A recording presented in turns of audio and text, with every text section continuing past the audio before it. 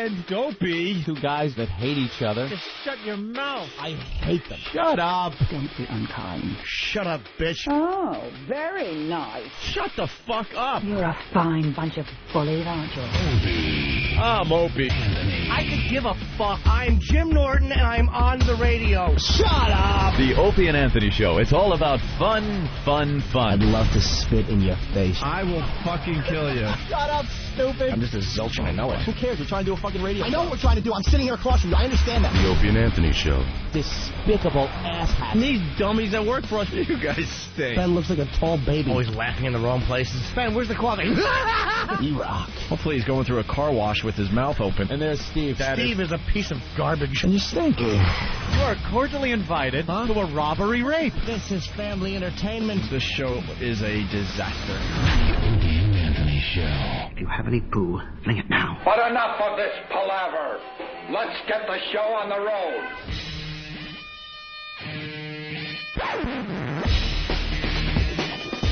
You better get your head and your ass wired together, or I will take a giant shit on you.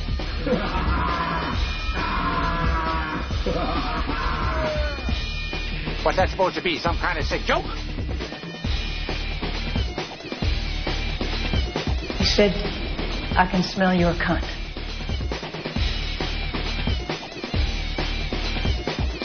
O&A Party Rock!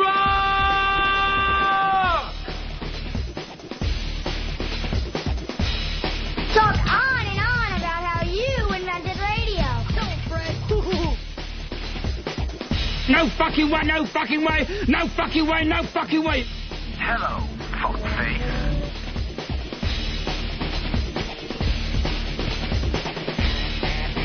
Okay, terrific. Okay, terrific.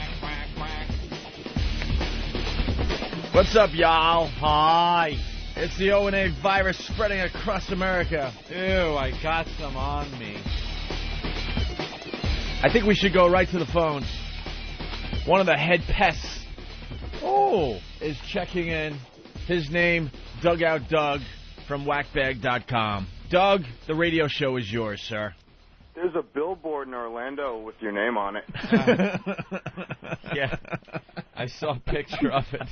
I haven't seen the picture yet, man. That's great. The computer to my left is all screwy, and Eric doesn't have the picture up here yet. I emailed it to you. It should be in your email. I don't know if you went to it yesterday. Wow, that's pretty crazy. I'm actually my breath was taken away yesterday at about 1 o'clock when I got the email. So we decided to call Jim Phillips yesterday. Hold on. Wait before you get to Jim Phillips. You gotta walk everyone through this, man. Exactly. We got a lot of new listeners since we attacked this stupid ass Jim Phillips down in O-Town. O-Town claiming we don't have many listeners on XM satellite radio, so the pests took it upon themselves to prove Mr. Phillips wrong by pretty much taking over his show for 3 or 4 days. Yeah, that would be 7.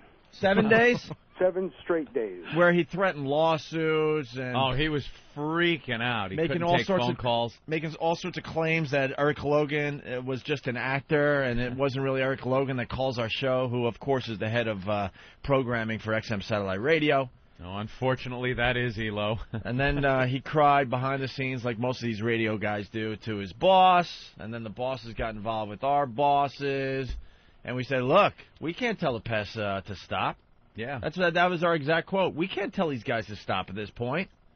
He could have his lawyers tell the XM lawyers not to play his audio, things like that, but it can't stop the pests.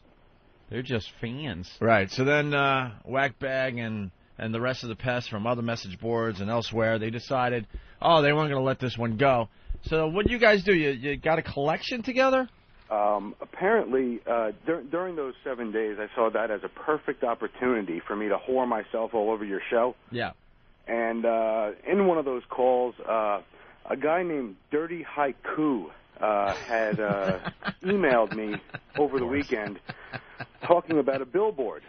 And in one of my calls into you guys talking about what we've been doing to Mr. Phillips and cunt, we decided to go ahead and laugh off a few crazy ideas that I thought I had gotten emailed to me, like they wanted to take over the whole server, for the radio station. Some guy wanted to get a billboard in Orlando. Well, enter Chucky, who called yesterday, who apparently thought this was a fantastic idea. Chucky jumps in there. He throws a collection, opens up a PayPal account, throws up a collection thread on Whackbag. They got the grand for the billboard in, I think, 3 or 4 days. Someone designs it. This thing's up in 2 weeks. That's beautiful. It was absolutely beautiful. You know, you guys are making marketing look absolutely ridiculous today, right? Well, of course, I sent an email. Did you hear how easy that was, Anthony, to get a billboard up? Oh, I know. And how cheap it was? Relatively speaking, sure. Isn't it amazing that our pests, our listeners, are now doing the marketing for this show? Yeah, billboard. Someone in Washington should be very embarrassed today. I've seen the photo. It's great. Did you see it? Oh, yeah. It's fantastic. All right, so continue, Doug. I just want to make sure everyone understood what just, transpired there in our conversation. Yeah, honestly, it really wasn't all that difficult. I wasn't even involved in it. Chucky threw the whole thing together himself. But yesterday when I had emailed the picture to all you guys there, I also copied Eric Logan and threw a little PS on the bottom that, this is what marketing is, just to let you know. And he was the first one to reply back, and he was very impressed with what we had done. Yeah, Elo gets back to the pests. He enjoys the pests. Yes. I'll tell you, though, I got the email yesterday about the billboard and that it was up and that they were going to try to inform Mr. Phillips on his show. And so I tune in online to listen in. And I got to tell you, it is so completely unlistenable. I couldn't hang in there for any length of time. They were discussing his trip on the train, that he had taken the train or something, and that whole that rancid meat nest was just as annoying as ever. What is it, Moira? I don't know. At least she's got a sexy name, though. Oh! How do you sit there and go, yeah, I'm going to fuck you, Moira. Moira? I think we got done with Jim Phillips about 2 weeks ago. It was really great to see how much we can get into a show's head and stay there. Yeah. I counted it yesterday. He is still at a 60-second delay. 60 now, huh? There is Boston Strangler and myself, we were demoing a new type of call to these shows yesterday. It's called the tandem attack. Yeah. It's when he called me on three-way and then got on hold. He was going to proceed with a regular call, which is exactly what we did. Yeah. And in the background, I just whisper, I want to suck your cock. So they're focusing on his call, hopefully, right. While I'm getting the word cock out over the air. That's brilliant. Unfortunately, he did mention the word billboard, and they dumped out on the entire call. Oh. I like the idea of the tandem call. It's a clever ruse. What's great is Mr. Phillips thought you guys were done with him, and then he has to wake up this morning and see this billboard. What does this billboard say? Wow. Oh, way to go, Doug. I might be able to go from memory. It said, I think, Mr. Phillips. Yeah, you lose. Good day, good sir. day. Good day, sir. Good day, sir. Good day, sir. The Opie and Anthony Army commemorating the Pat Battle of O-Town. It's black with yellow letters, right? Oh, yeah. Just stands out. Obnoxious. And how close is it to the radio station? I believe it was a few miles away. There's a map on Whackbag showing where the billboard is as far as the station is concerned. Yeah. There's a lot of debate on whether or not he's actually ever going to drive by it. Or. Oh, yeah, he will. I can tell you right now, my second call to him that got dumped out on, all I had to do was mention the word billboard. Yeah. He knows all about it, I'm sure. And I bet you his colleagues are all coming into work laughing at him behind his back. So there is absolutely no way this guy doesn't know that it's there. Doug has a lot of haters on instant feedback, by the way. Why? I don't know. Whenever Doug starts talking, the haters come in. That must be my friends from opieanthony.net. I don't know, but there are some haters. They say enough of this loser with a bunch of Z's next to it. In case you guys didn't know. That's what's great about this radio show. We have whackbag.com that are fans of the radio show. We have opieanthony.net. They are fans of the radio show. But whackbag and opieanthony.net don't get along with each other. Yes. How does that work? It's like Iraq trying to get the Constitution together between the Sunnis and. Isn't this a common cause, though? No, it doesn't work. It's like the Marine Corps and the Army. There are different factions. Actually, no, it's not even that far. The different factions of the Opie and Anthony fan base, Whackbag is where you're getting all of your pests, apparently, because the other factions like .net or Post Whores even, they hate the idea of pests and the Army. I just found that out recently about a week or so myself. That is so weird. That's hysterical. Oh, here's the billboard. Oh, my God. Are you kidding me? That's great. That is great. Is this picture up on opieandanthony.com yet? I think it might be. Yeah, I believe Steve put it on Foundry, so I don't know if he linked it yesterday. All right. On Opie For the rest of the fans across America, go to opieandanthony.com. The listeners got this billboard together on their own. We had nothing to do with this. And the picture's up on opieandanthony.com. That's classic. Oh, there's that word again. Classic. All right. All right, what are you guys working on next there, Doug? We're still putting together a lot of things for Secret Mission 1 and 2. Ooh, very good. We're developing sleeper cells for the Secret Mission you handed me up in the studio that day. All right. We're developing sleeper cells in Philly, D.C., and Boston and New York City.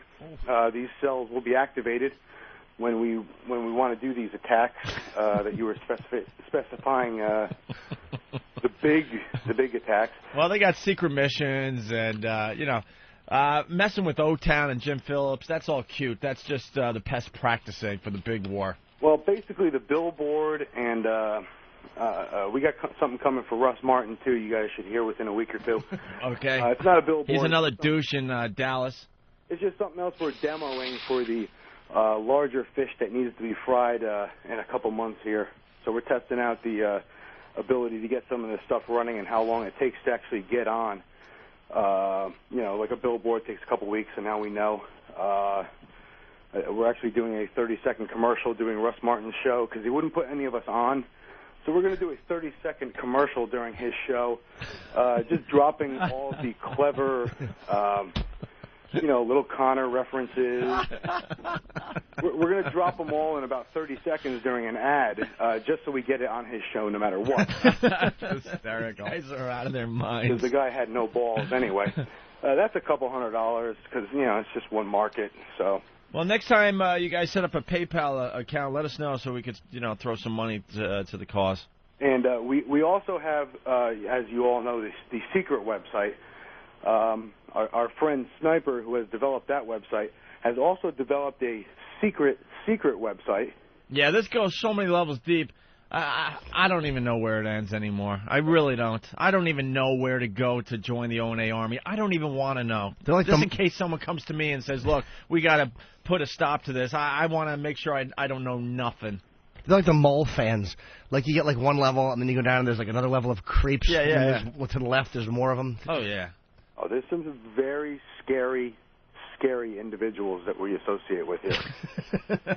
Let's see. Doug equals Ambien. Please kill him now. I'm interested in what Doug has to say. This guy is really boring. Fuck Doug. He's an ass cunt. Yeah, but you know what, though? I love the fact that I could generate some kind of emotion in somebody. Well, you certainly are. Hey, I love it. I love the attention. You got some people annoyed at you out there, but you got 4 little tents in front of the pants in this room. We're big fans, Doug. And that's all that matters. You're a good boy. All right, Doug. Thanks, gentlemen. Have a good day. Thanks, man. Thanks for the update. There he goes, Dugout Doug from whackbag.com, the home of pests. Right. I guess. Pests. And we also like the gang at opieanthony.net, wowfans.com, cringehumor.net, postwhores.net, eatabullet.com, Church of Opie. That's just creepy. What? Churchofopie.org. That guy is a scary individual. How cool is that? The fans now buying billboards for us. That's very, very cool. They have bought the first one, and there's another one on the way, I guess. And you know that there are people, other shows are going to think that we're behind it, but I mean, we try to do honest, nonsense, and we really aren't behind it. It's hilarious, though. Take it upon themselves. They get obsessed with a certain thing, and the cause, and they go and take it to the limit. So it's beautiful. It's beautiful. All right, wow, that's how we start today's show. Yes, that really cracks me up. And marketing down in Washington should be ashamed of themselves. How hard is it to do something like that once in a while? How should they feel? Ashamed? Oh. I don't. They definitely should. All right. Wait, that would have been... I know if I had it all queued up. Oh, there you go. My picture's that big stupid hand pointing. Jimmy goes, how should they feel, and points. Cartoon hand. And then I got 100 buttons to choose from. Obviously, it was the shame on you one you wanted. Yeah. All right. How easy would it be to grab a few grand for XM, to grab a few grand and go to some of the big markets and just put up billboards? It would be real easy. How easy? Very. It would be extremely easy. Look how easy it was. There's no, month lead time or anything. These guys put this together in no time. And what's the problem? By the way, the Pest could take it to the next level now. I think the media, maybe the websites like allaccess.com, fmqb.com, insideradio.com, rronline.com. You can get all these websites when you listen to the replay. Get a pen ready. I think they would like to know about the billboard you guys bought on your own. And also maybe the local media in Orlando. Radio trades eat that shit up. Of course they would. They look and go, oh, what? The fans have taken it apart. Well, let me write this down. See, our goal on this show is to have our fans, the pests, do everything for us. Everything. Right. When we have a really good show, when we do have a Bill Donahue on the show, yeah, or we recap Sex for Sam 3, you guys alert the media for us and let them know what we're doing. Makes it so much easier to do this radio program. Our goal, put no work into the show. Just have the pests do it. Just sit down and let it all unfold in front of us. Yes. But, yeah, it would be very easy to get some billboards here and there. And I think if we came up with some creative sayings and things that we could put on a billboard, it would be even that much more effective, right? All right, but the picture of the billboard's up on opieandanthony.com. There you have it. Voila. Jesus.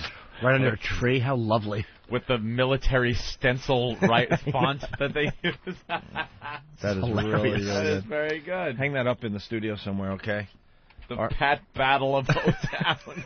Pat Battle gets on the sign. Just when I thought the Pat Battle thing was dead. All right. That's great. Bravo. I was late for work today because I messed up all my fingers setting mouse traps. They're back, huh? They're back. Ah. They're back. Are you leaving garbage out? No, not at all. That's the weird thing. That's how I discovered the mice to begin with. I'm up to 5. Oh, my God, dude. 5. I've caught 5 so far. I've caught 4 on my own without even using traps, and now I'm mouse trapping my ass off. Mouse trapping my ass off. Do you know that's great. That's infested.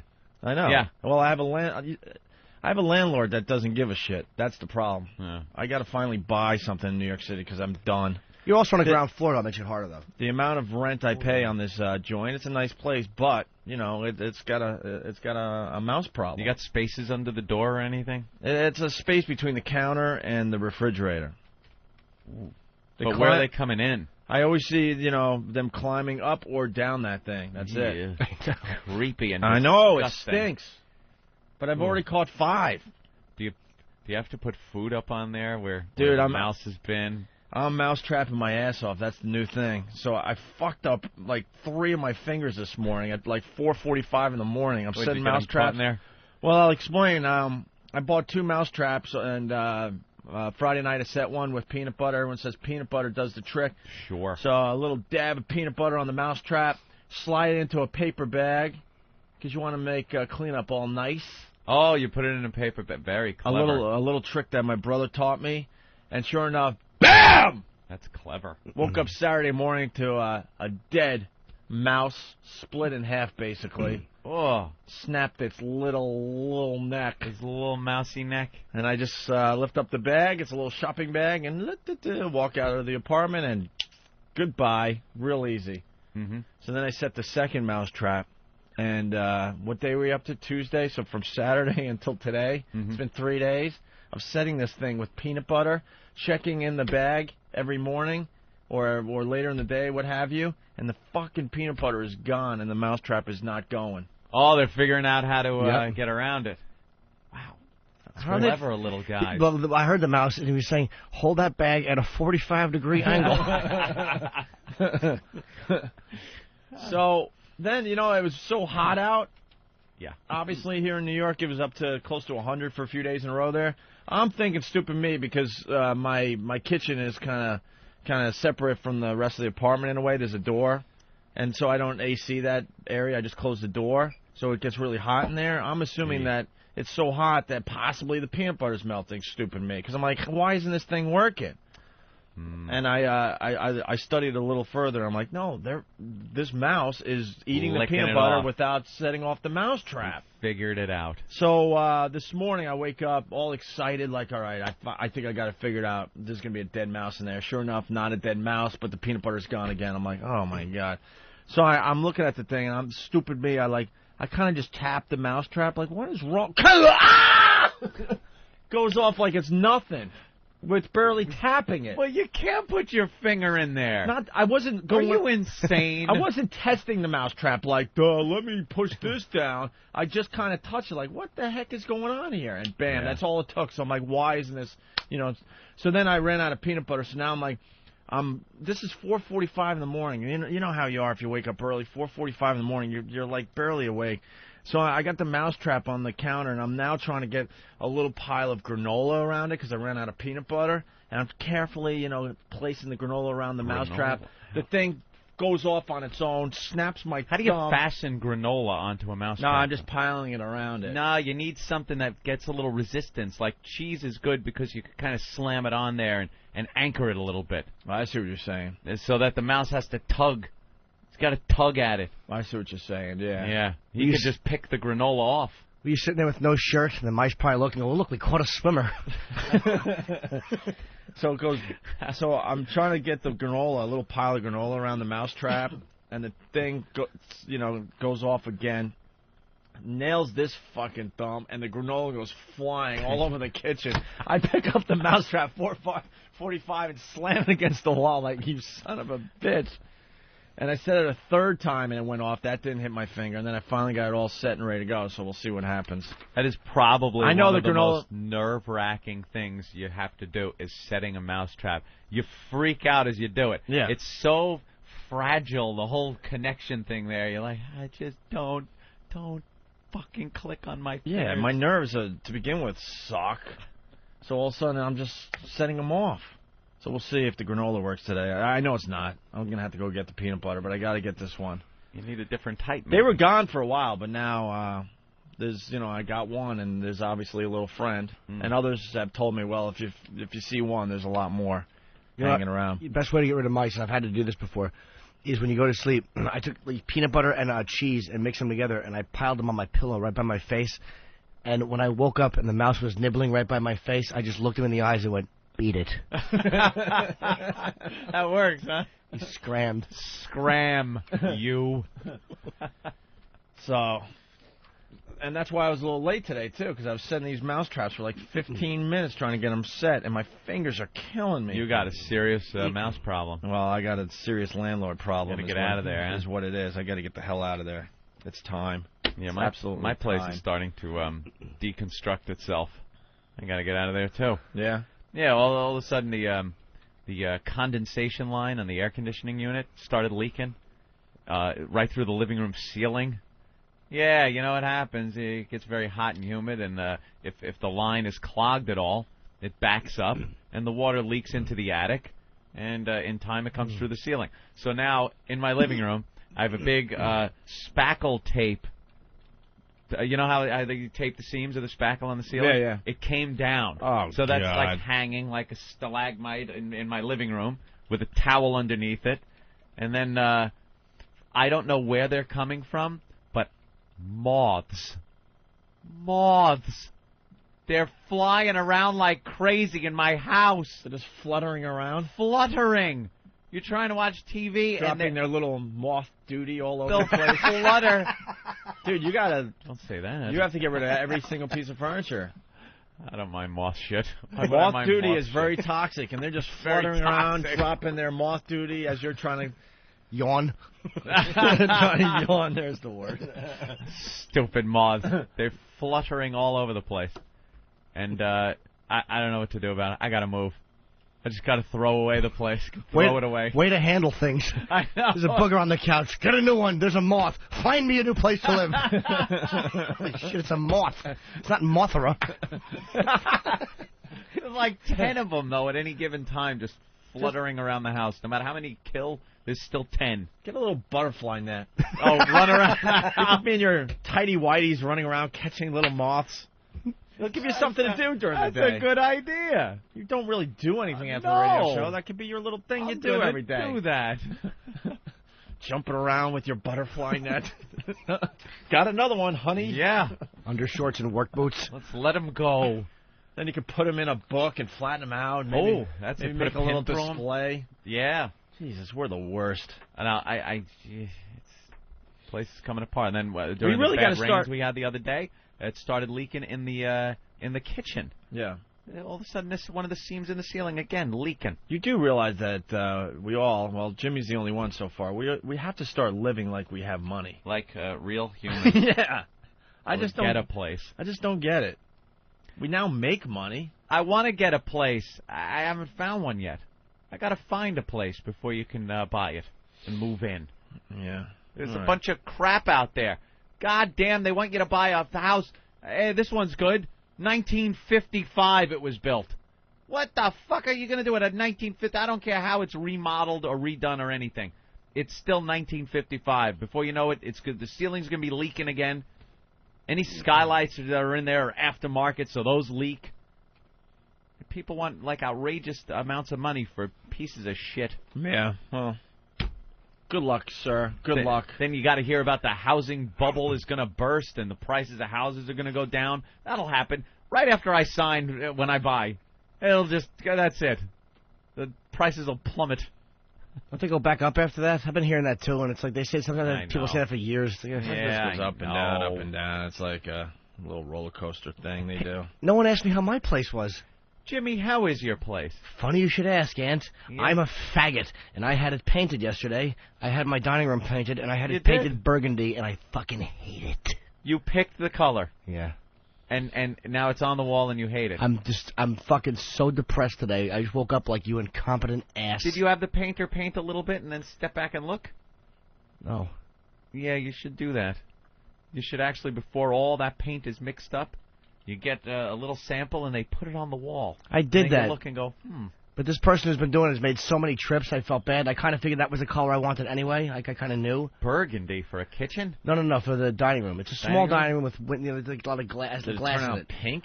No, it's not pinkish. I didn't get to why I got it too dark, so it would have been pink if it was light. Yeah, so it's real dark in there. You don't like it. No. Just go off-white, beige. Beige is my living room. Beige. I don't know what color goes with. It's got a flow.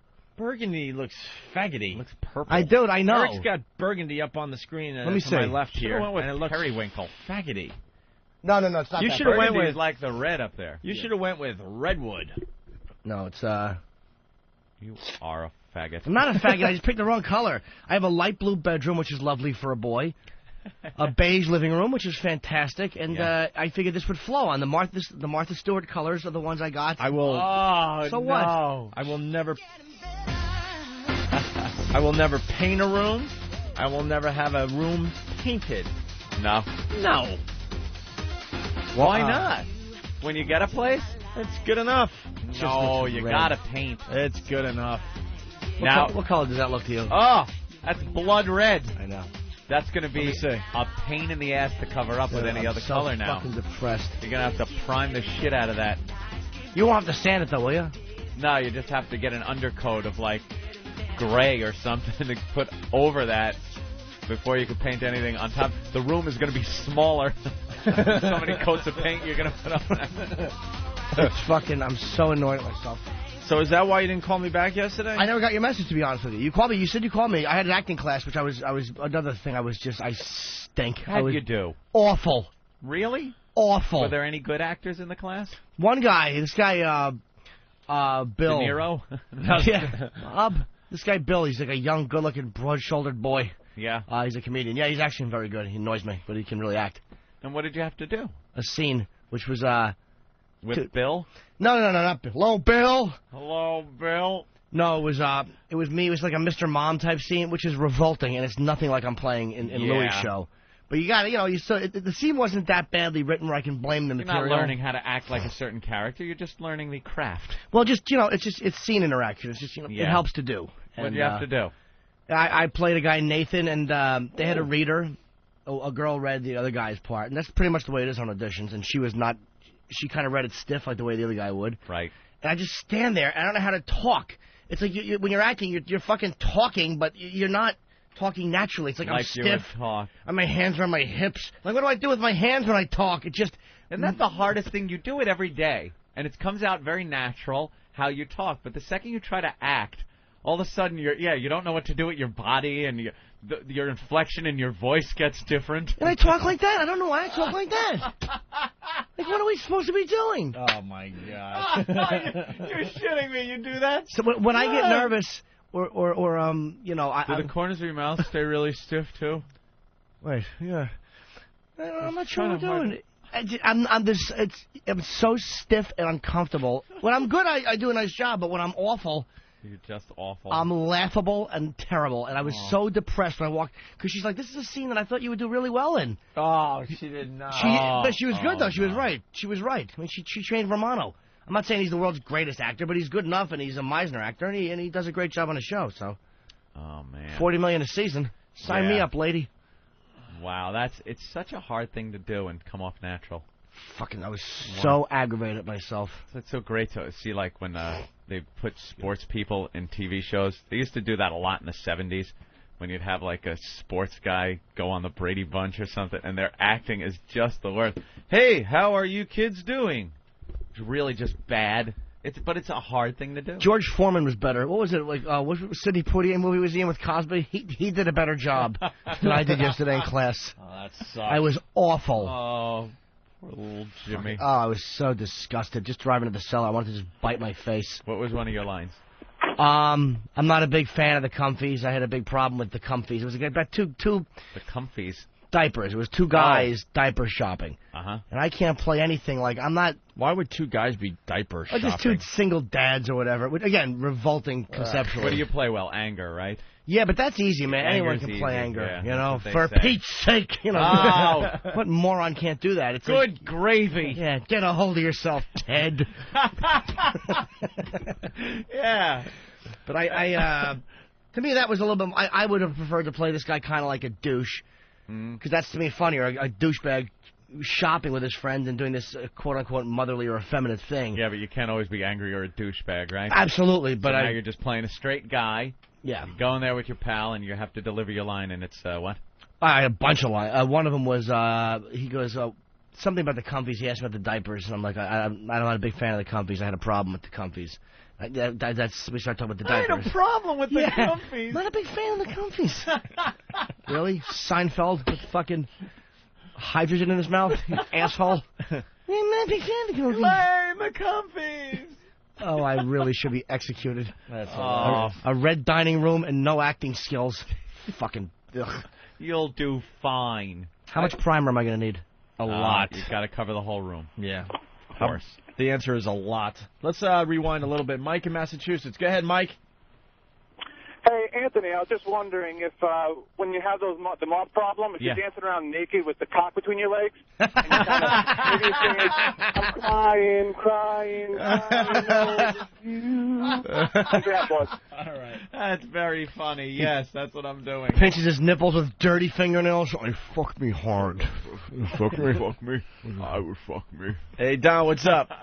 Hey, how you doing? All right. I own a pest control company. Anthony, you probably have Mediterranean meal moths in your pantry in your kitchen. No, there's nothing in my pantry. I've looked. I've looked through all of my food products, and I have none of those little things in there. Are they real small arrow-shaped moths? What shaped? Arrow. Like arrow-shaped, really like small? moths. Are they big and fluffy? No, they're not big and fluffy. They're those thin little moths. Then they're either Mediterranean meal moths or, with all your fancy clothing, they might be case-making clothes moths. So you got to dry clean all your clothes and get rid of the eggs. They're nesting in your shirt. That's what it is. Eggs. They're right there. Moth egg white. You have to either brush it all off by hand or just simply get them dry cleaned, and then you have to lightly fumigate the house to kill all the adults to keep them from reinfesting. People just have got me completely wrong. The moth thing, it doesn't bother me on a germ level. I'm not like, ew, the germ. They annoy the piss out of you. You're trying to work on the computer, and they're fluttering in front of the light on the screen. That annoys me. I smack them around. I don't care. How many are them there? into the wall. Dude, they're all over the place. They're moths. They're everywhere. What would you do if there was a mouse in your house? Then I would just probably get a hotel room and you leave. would really I would freak, abandon right? everything. I think you would. Moths. So they don't really have you wrong. No, because that's disgusting. It's not a germ thing. Mice will piss and shit on your countertops and where you prepare your food. Oh, and stuff, I found some mouse poop. Yeah, on my counter. That very tiny little pellets. Can't be dealt with. Microscopic. Yeah. It's there though, and you don't see the piss that was down and dried. Yeesh. Mice are more disgusting than. I think moths. people are amazed to find out that you and I are still renting. I know. We're just idiots. I'm looking. We're just idiots. Takes a while. But anyway, getting back to Jimmy, I called up Jimmy because I needed a ruling on something, a celebrity ruling, and you weren't there to help out your pal. What was the question? Well, we went to see a movie yesterday, an artsy movie called Grizzly Man. Oh, 2 seconds. It's helium, not hydrogen, Jimmy. That's what the listeners are saying. I didn't hear what you said. They're absolutely right. Seinfeld on hydrogen. Oh, get out of the way! Seinfeld's exploded! Oh, this is the worst catastrophe I've ever seen! And I knew, by the way, that I said it wrong. I didn't know what helium was the right answer. And actually, hydrogen was more appropriate, because that's what I did. I fucking imploded in acting class. Well, speaking of acting class, Jay's on top of you on this one. Acting lesson. Go ahead, Jay. I think little Jimmy's problem started when he tried to play a straight guy. Oh. That's very hurtful, sir. I was a Mr. Mom, for Pete's sake. But I needed a celebrity ruling. We went and saw Grizzly Man yesterday. Grizzly Man. That was the bear documentary, right? Yeah, it's a strange okay. movie. I got some opinions on that I'll save for later when other people see the movie. But the guy obviously was a kook, and I'm thinking that he purposely had the grizzly bear eat him.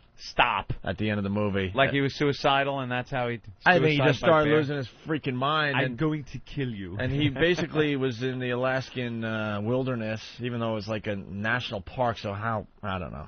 And he was supposedly... He was protecting the bears, but they're already relatively protected. Of course they are. In the national forest and what have you. And so he'd go there every summer to kind of film them and study them, and then he'd come back to the States and show his footage to, like, classrooms and stuff. And he started an organization, you know, a typical environmentalist. And after his 13th season, he decides to stay later than he usually does. So the bears that are relatively friendly that he knew were now hibernating, and in their place are the more surly bears. Surly.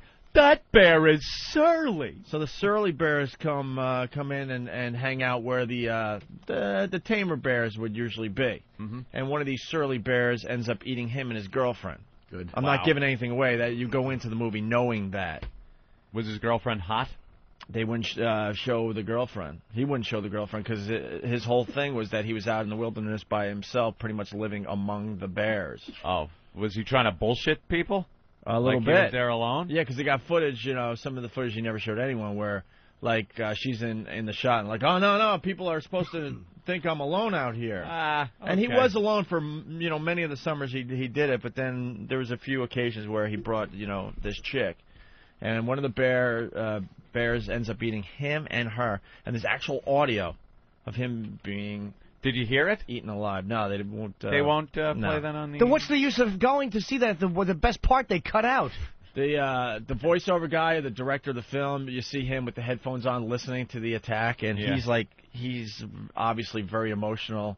And another girlfriend that he had is holding the recorder and pushing stop. And then the guy hands back the tape to the girl and says, "You really should just get rid of this. You should never listen to this." Put it on the internet. I guess she's never heard it. And, she should destroy it. Right, and again, they make a movie and they leave out the most interesting part. Right. Which is that asshole being eaten by a bear. And they pretty much teased it that you might hear the audio. And I'm thinking, stop.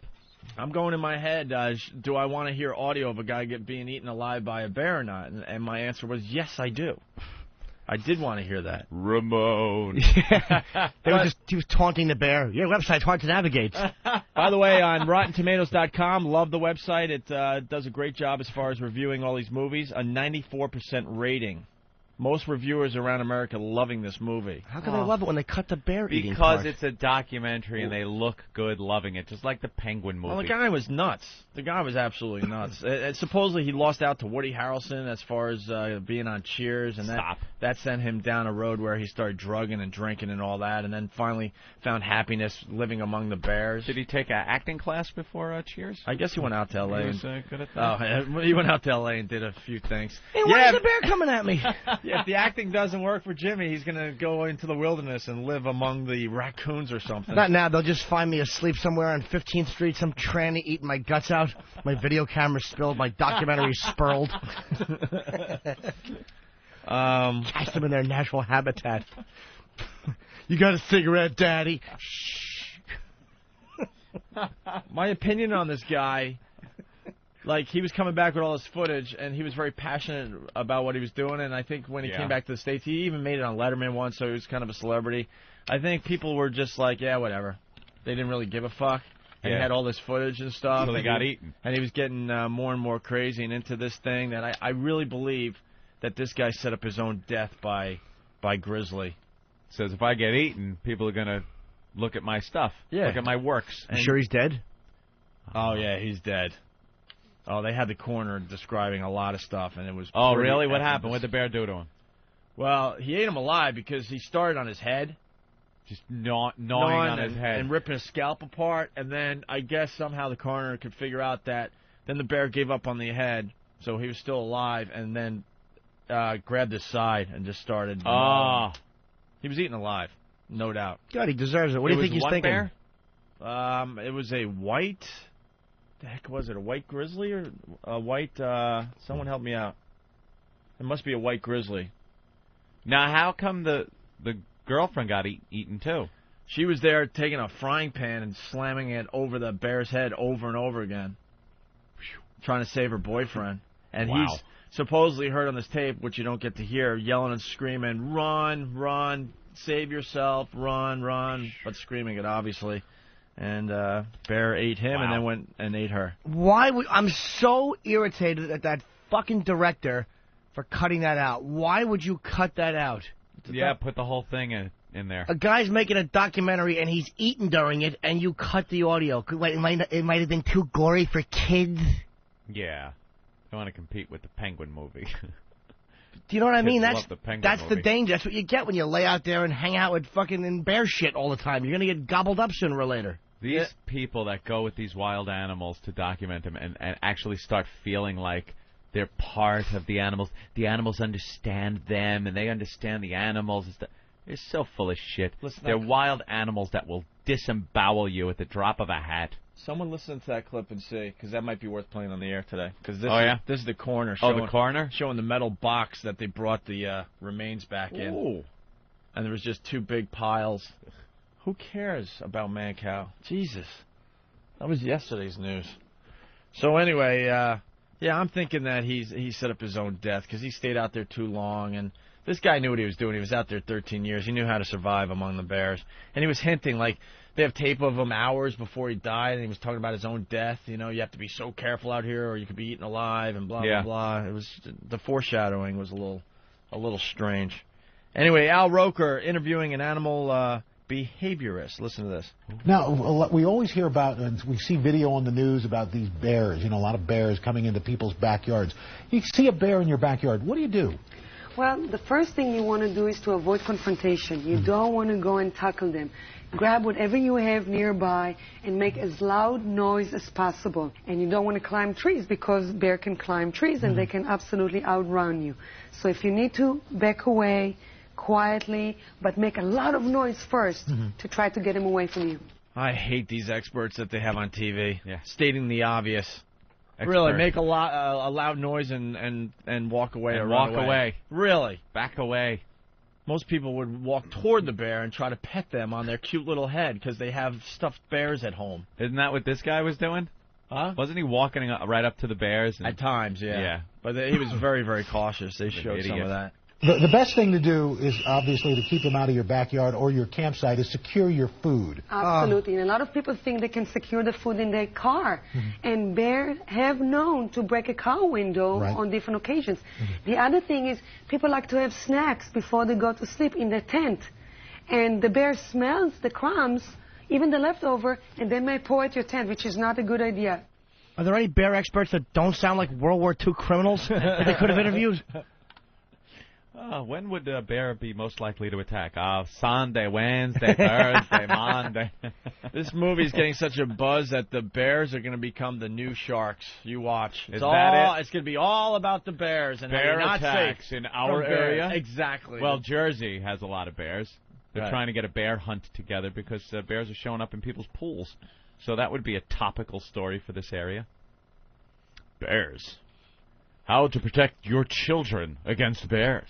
The solution is throw a big rope like 20 feet over a branch away from your campsite. Then secure the food and raise it up about 10 feet off the ground so the bear cannot reach it. Yeah. That's great. So he's hanging out smelling something in the air and he's trying to swat at it with his paws. That's got to be helpful. Yeah. Well, basically what you're supposed to do if you go camping, you take all your food, your leftovers, everything, you tie them up in a bag or a knapsack and go way far from your campsite and hang it in a tree. That's convenient. So they can't get at it. So when you're on your way to pick up your food the next morning, you're killed because you bump into the bear who's been standing there all night looking at you. waiting for the person to come by to get their food. You know what I do with my food, the leftovers and stuff? I call down and the room service comes and takes the trays away. Yeah. That's the only type of food thing I have to do when I'm out camping. Just rewinding slightly, you were talking about March of the Penguins and the Penguin movie? Yes. Did you see in the paper today that they put up a few penguins in one of the nicest hotels in New York? Are you shitting me? Because the penguins are on a publicity tour. It's in one of the papers today. This is why we are hated around the world. Oh, yeah. This is another example of why we are despised. You're in a third world country, and you happen to get the news of America, and you see this little story. Of penguin eating caviar in a hotel. Half of these stupid countries that worship the thing. Yeah. Did anyone find that in the paper today? I saw it. Yeah, but I don't think anyone would actually cut it out and think that would be hey, you didn't finish your celebrity story, by the way. I'm going to get back to Opie, that. what happened to it? We're just covering a million things here, but now we have to stall and find the cute penguin thing for ourselves because no one thought it would make for good radio today. Here it is. Now. Penguins invade Gotham City. One of the city's swankiest hotels turned into a cold sheets motel last night for a pair of pint-sized penguins flown in from Florida to promote the documentary The March of the Penguins. Florida. The very understudies of the emperor penguins of Antarctica, they are about 1/8 the size of the birds in the documentary, were booked into the Regency Hotel. The Regency. That is like the most expensive hotel in New York, right up there. Pretty expensive. One of the top 10, I would have to say. Where waiter Henry Barista above provided room service of herring. They then retired for the evening on a double bed of ice. They get room service. There are people listening to this program right now that save their money all year to hopefully go to a nice hotel with their loved one or something and take a nice vacation. Penguins are in one of the most expensive hotels in New York as we speak. Later today, the stand-ins will fly through a publicity tour, including doing Live with Regis and Kelly. We better tape that. We got penguins on. Yeah. We better tape that today. What are they going to ask the penguins? And they're on the early show on CBS. See, this is stuff I hope are... Were we booked? Did we have penguins booked on this show? Did they cancel? They just didn't show up. They didn't show. They were scared of the questions we were going to ask the Penguins, I'm sure. The Penguins are very busy. Well, they're very concerned because they're half black. They're concerned of what you might say. Well, I understand that another morning show wants the Penguins, and they can't do both. Yeah. So I invented Penguin Robin. Little penguins quacking. So there you have it. Penguins in a hotel in New York City. And they got a cute little picture in the Post. Jesus. I like the waiter, but he's like tentatively holding the herring, to give the little fellas, because he doesn't know if they're going to snip at his little awful Cuban fingers. A little snack. All right, so here's how we wrap up the whole first break. So I go see Grizzly Man. And I actually like the film a lot. I'd like to discuss it down the road when more people see it. Anyway, I'm leaving the theater. We're leaving the theater. And there I see Sean Lennon walking into the men's room. I'm like, holy crap. That's a biggie for me. And I actually was debating following him into the men's room, which would have been pretty creepy. Yeah, that would have been. So then... So I'm like, wow, that was cool, and then I think nothing of it. And I walk a little further. Waiting for Sean Lennon outside the bathroom is his mommy, Yoko Ono. The place is pretty much, everyone is freaking out, and she's got to be making believe that she doesn't notice the commotion around her. Because everyone's walking out of the theater, like, staring at her like, oh my God, it's Yoko Ono. Did she have anyone with her or no? Just some other woman, younger woman, maybe a friend of Sean's, I guess, of Asian or Japanese... what would Descent. You say? Descent. Persuasion. I was going to say persuasion, actually. So, of course, I'm starstruck like anyone else. When I saw Keanu Reeves walking around my neighborhood, I followed him for 3 or 4 blocks. You see some fucking good ones, dude. I know, and you're in my neighborhood now. I see no one. I see Liam Neeson from time to time. I saw Regis the other day miserable with a bag of groceries or something. Of course I'm miserable. I'm interviewing penguins, for God's sake. He was coming from a corner, store. I've seen Regis a lot in my neighborhood. That guy, it looks like, is just miserable when he's not on TV. He looks like he looks completely different when he's not on TV. He just has a scowl on his face, doesn't want to be recognized, and no one really cares, but he walks around like he's not a happy person. I don't know what that's about. That's my opinion. So Sean gets out of the bathroom, meets back up with Yoko Ono and this other woman, and I'm like, we got to follow him. We have to, because I know they live in the neighborhood, pretty close to where I'm living Dakota, these right? days. Yeah. So we go out of the movie theater first because I don't want to make it feel like we're following them from the get-go, and we're outside. And sure enough, they walk out, and there's 2 cars waiting for them with that. It looks like security where they even have the earpieces in. I'm like, wow, that's some heavy security, considering the movie theater is only 4 or 5 blocks from where they live. I'm like, they got a ride just to see a movie? I thought that was pretty interesting. So then they start walking, and we just start following them. And that's when I called you. I wanted a picture with Yoko Ono really bad because I think that's a biggie. That is a biggie. Sure. That's a real biggie. And Sean, Sean Lennon's walking with her. They waved off the security people. That's what I'm getting at. So they took off. So now they're walking the streets of New York. And I've heard that Yoko Ono rarely does that, obviously, considering what happened. So I'm following them, and I'm waiting for... a don't cross sign or whatever, don't walk, so I could take their picture. But they're not stopping because they obviously know the game. They're like, no way. So they're looking both ways and walking pretty much in between cars. They are not going to stop, but they want to have a nice walk back to the Dakota. Everyone is coming out of their shops to stare at Yoko Ono and Sean Lennon, like going, holy crap, I can't believe this. I'm calling you like crazy. What time was this? It was at... right around 5:36, I guess the movie let out. Just in class, yeah.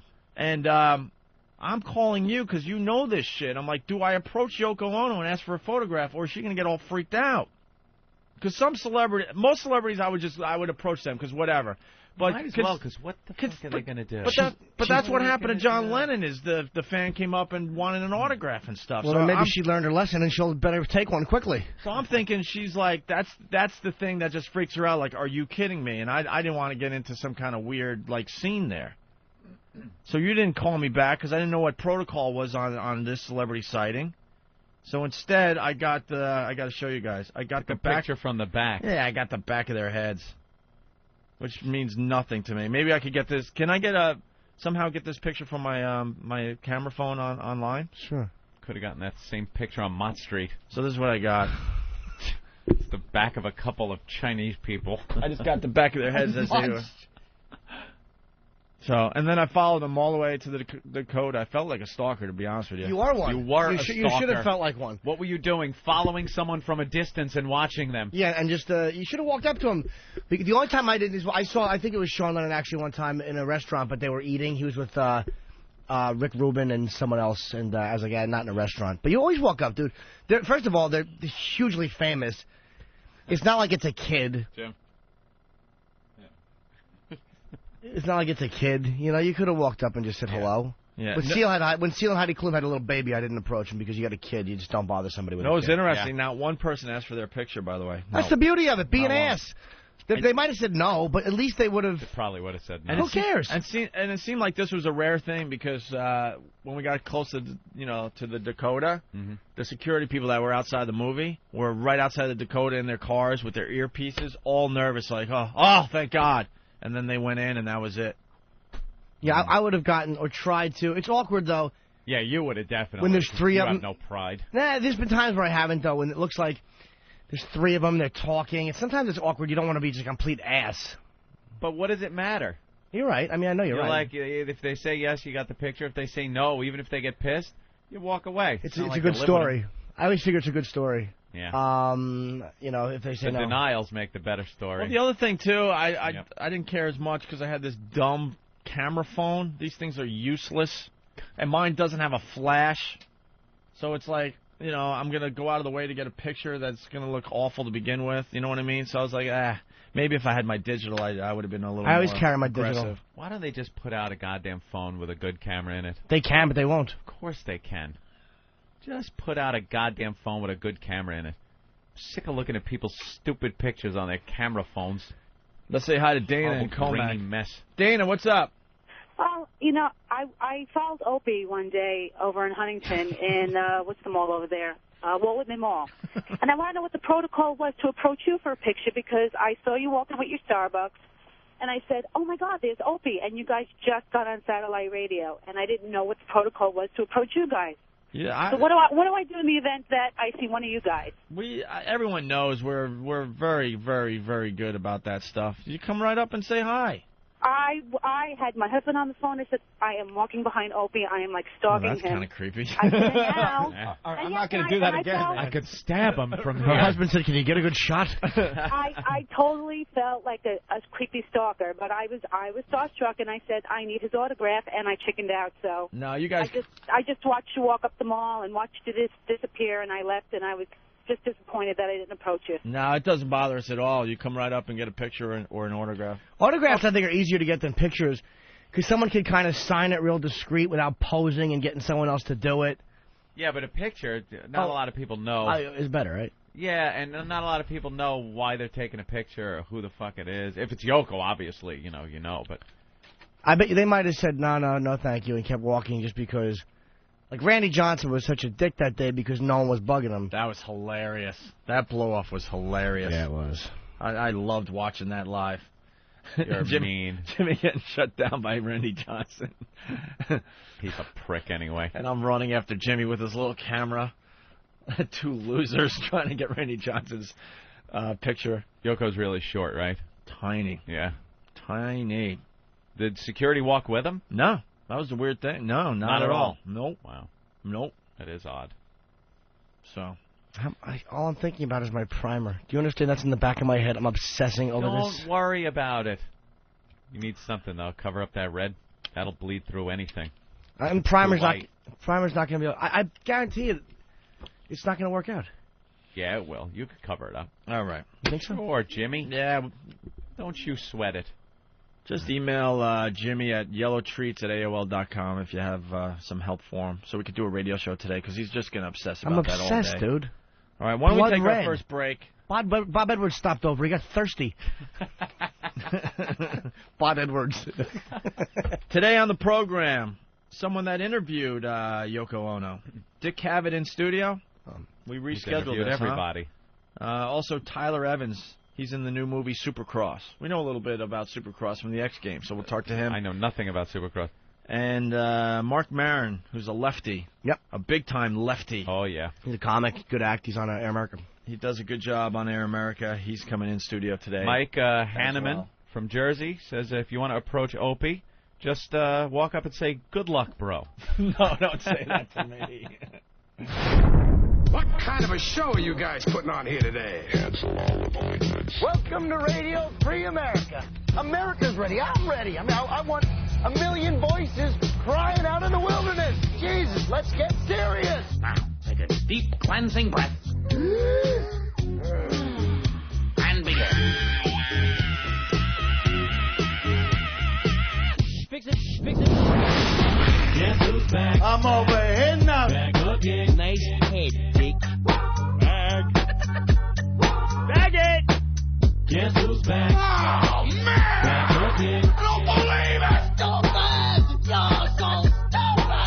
Guess who's back? Guess who's back? Back again. Guess who's back? Tell a friend. Turn it off. Guess who's back? Guess who's back? Guess who's back? Turn it off.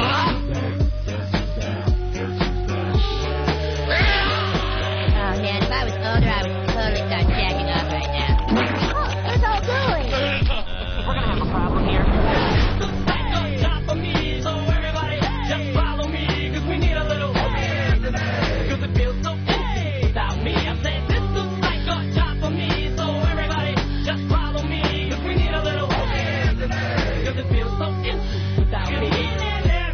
Okay, cut. All right, here we go. Hold your ears, folks. It's showtime. The Opie and Anthony Show.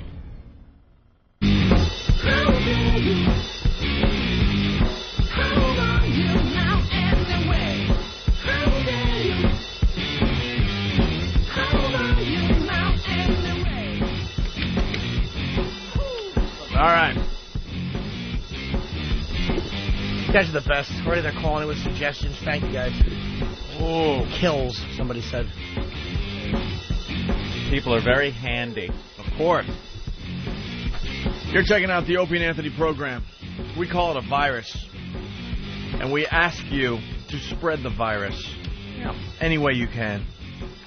This thing is growing every single day. It's starting to be really, really cool to do this radio show. We got a lot of audio in overnight, Anthony. A lot of audio.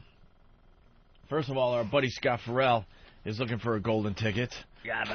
This golden ticket thing is, I don't know, it has a life of its own at this point. We gave our first golden ticket to the Ron and Fez show. They're starting September 12th on 202. And we have about 4 more golden tickets. Basically, it's our way of saving 4 shows from regular radio. And the rest of the guys, well, good luck to you. Good luck, bro. In the world of luck, bro. In the world of commercial radio, which is just getting worse and worse every single day. Mm-hmm. And Scott Farrell, I got to tell you, he's on our short list. Absolutely, he's on our short list. Short list, not shit list. We worked with him at WNEW. The guy is absolutely out of his mind and is really, really good at what he does. Mm-hmm. Unbelievable at what he does. Has he calmed down because he's had a kid? He's trying. Yeah. He's definitely trying to calm down a little bit. This guy's been fired so many times. It's mind-boggling how many times the guy's been fired, and he doesn't learn his lesson. We've been fired twice. I've been fired 3 times total. Scott Farrell, easily 10 to 12 times, no problem. Easily. I got to call him up and ask him exactly what the number is. That's what happens when you're drunk all the time. Drunk. The guy was living in a hotel here in New York, like basically a crack hotel, because he didn't feel like getting a play, so his bill to the station was thousands and thousands of dollars for this hotel. It's unbelievable. He's too honest. They're like, how come you're a little late this morning? I was doing coke. Right. All right. Really. Most people will come up with, I have a slight cold or something. Yeah, he goes right for it. So he's doing a show somewhere, and honestly, he's a friend of ours, and I don't even know where he's doing radio. You lose track after a while. I thought he was still in Atlanta, but that ended, and now I think he's in L.A. Yeah. But he's living in Westchester, which is part of the New York area. So I don't know where the hell he is, where he's broadcasting, but he had this to say on his own show yesterday or the day before. Is there anything he can't do on radio? Like anything he can't talk about on radio? He is fucking a brilliant dude, man. He's great. Yeah. Love the guy. Here's Scott Farrell, one of our pals that we would love to give a golden ticket to. I know all about XM. I know all about O&A. I know all about the golden ticket. Listen, the whack bags, the golden ticket. Listen, I always hope I get the golden ticket. Who wouldn't want to make out with Willy Wonka, right? Let's face it, I'm friends with all those guys and Mon and Fez and everybody. I heard them talking all filthy about me and everything on the air. That's beautiful stuff. Look, I love it. I'm all for it. I'm for anything. I'm for baseball on XM. I'm for hockey on the other one. I'm for everything. Notice how I didn't say the other one's name when I said on the other one? Notice how clever I've gotten in my old age. Listen, I just like to be a part of it. I like being on Fox Sports Radio. I like being on there. Everything's cool. It's all relative, dude. You know I still live in New York City. I'm here. There you go. ELO, hire Scott Farrell. Give him a golden ticket. That's right. Give him a golden ticket. Give him a lozenge. Jesus, that voice. Actually, I thought the voice sounded better than it usually does. It wouldn't even be a golden ticket for Farrell. It'd be a temporary golden pass until he did something awful. Per usual. Ben just IM'd and said his hotel bill was $53,000, and he walked out on it. Good boy. Walked out there on you a go. $53,000 hotel Let the Penguins pay it. So there you have it. Other people are... Let the Penguins pay it. It was awful. You know, I didn't even hear the joke. And Let the Penguins pay it. Yeah. Hey, I'm not a big fan of the Comfies. Yuck. Kind of like a penguin. It was a cute joke. Oh, it was cute like a penguin there. I wasn't going to let myself get away with that one. What's that supposed to be? Some kind of sick joke? Now there's a diaper. So, you know what we could do really fast here? Terrible. Remember Mark Muse, the kid? He's like 5'3" or something like that. Oh, yeah. Uh-huh. And he's, did he graduate high school? I forget. I forget he his was whole in deal. college. And he's a sarcastic son of a bitch, and we kind of liked what he brought to the table so far as a golden ticket goes. Yeah, very rough. Very rough around the edges. Yeah, he's just getting started in his career, and he sent in more stuff. They're really short. So from the Mark Muse show, looking for a golden ticket, here he goes talking about the Amish. A high school senior in Pennsylvania is drawing rave reviews for his role as the school's cafeteria critic. This is in Pennsylvania, right? Yeah. Is this an Amish school? No, because it's against their religion to gripe about cafeteria food. Oh, I was gonna go with that too. Go on with it. Hey, William, this food is great. Did your mother grow it last night?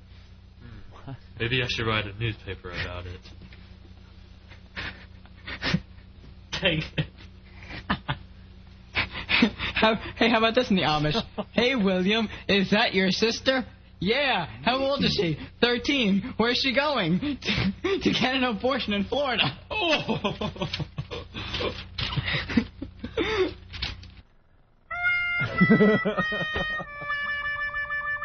I think I like him as a solo a little better. Yeah. Than with his sidekick. His sidekick, Brian. His buddy. We'll give him one. No, this one's too long. All right, well, Mark. See how the tides change? Maybe you should just have left it where it was. He's got more examples, but we're going to bail. Thank you, Mark. That was pretty bad. Good luck to you. How old is she? 13? We have another golden ticket hopeful here in front of me. Who is this? Theo Lemasters' oral presentation. What? Theo Lemasters? Boy, that's a radio name. Theo Lemasters? Theo. I don't know. This guy's looking for one of our golden tickets.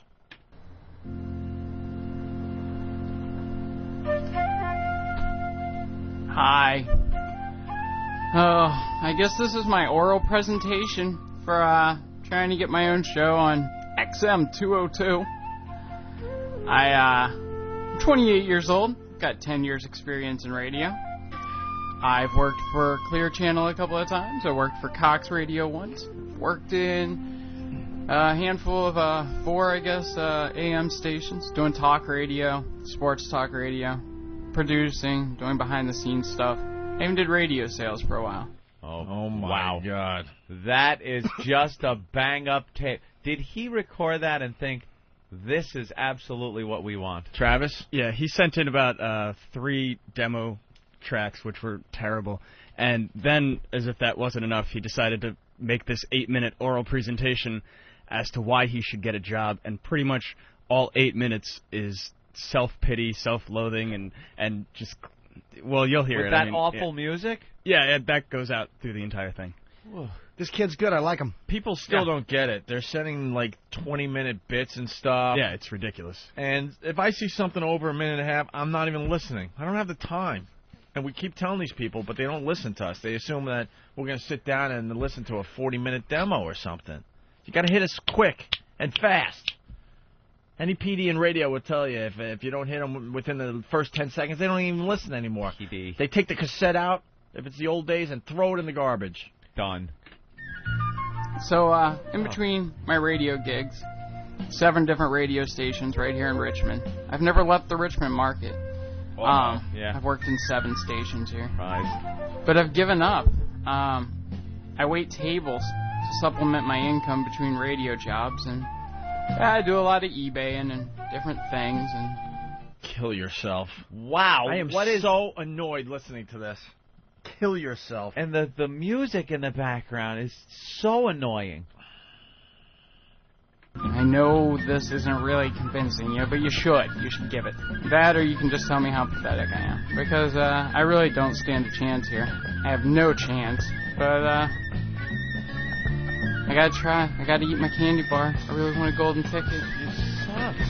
And it's kind of like the obsessive-compulsive thing. It's like, did I lock the door? Of course I locked the door. I'm going to go check and make sure the door's locked. And the door's locked, so I'm going to walk away. Did I lock it? Of course I did. It's the same thing.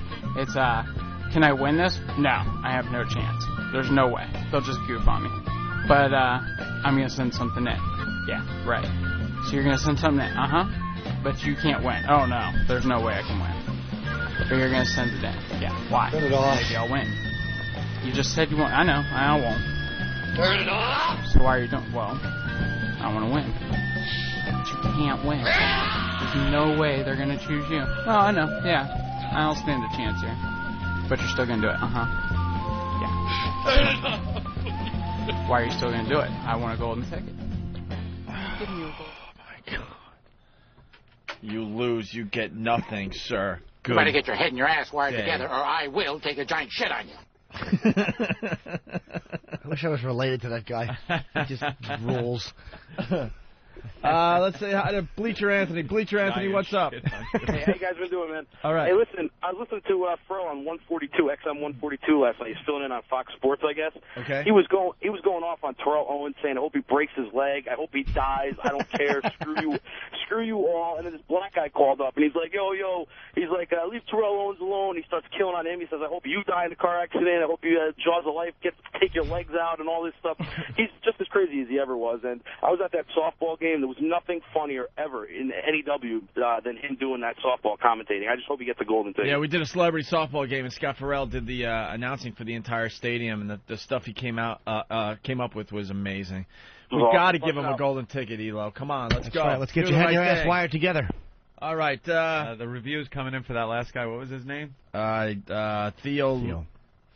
Lee Masters. I've been to more exciting funerals. And why can't a bear attack be caught on tape involving this guy? All right. He sucked ass. The next show looking for a golden ticket. A show called Tom and Terry. Uh-oh. Is it T-E-R-Y or T-E-R-R-I? T-E-R-R-I. Uh-oh. It's going to be a gem. Where are they from? Is it Tom in the Hole? We hate holes. I'm sorry. As far as radio goes, I don't want, that came across really bad. It certainly did. But when it comes to radio and doing this every day, we hate the hole. Radio clam. Let's just say it. We don't like girls around here. No, we love girls. We don't like chicks. We love girls when we can exploit them. That's right. But as far as like being an equal in a radio studio, I don't think so. You like girls when you're getting a nice pink glove.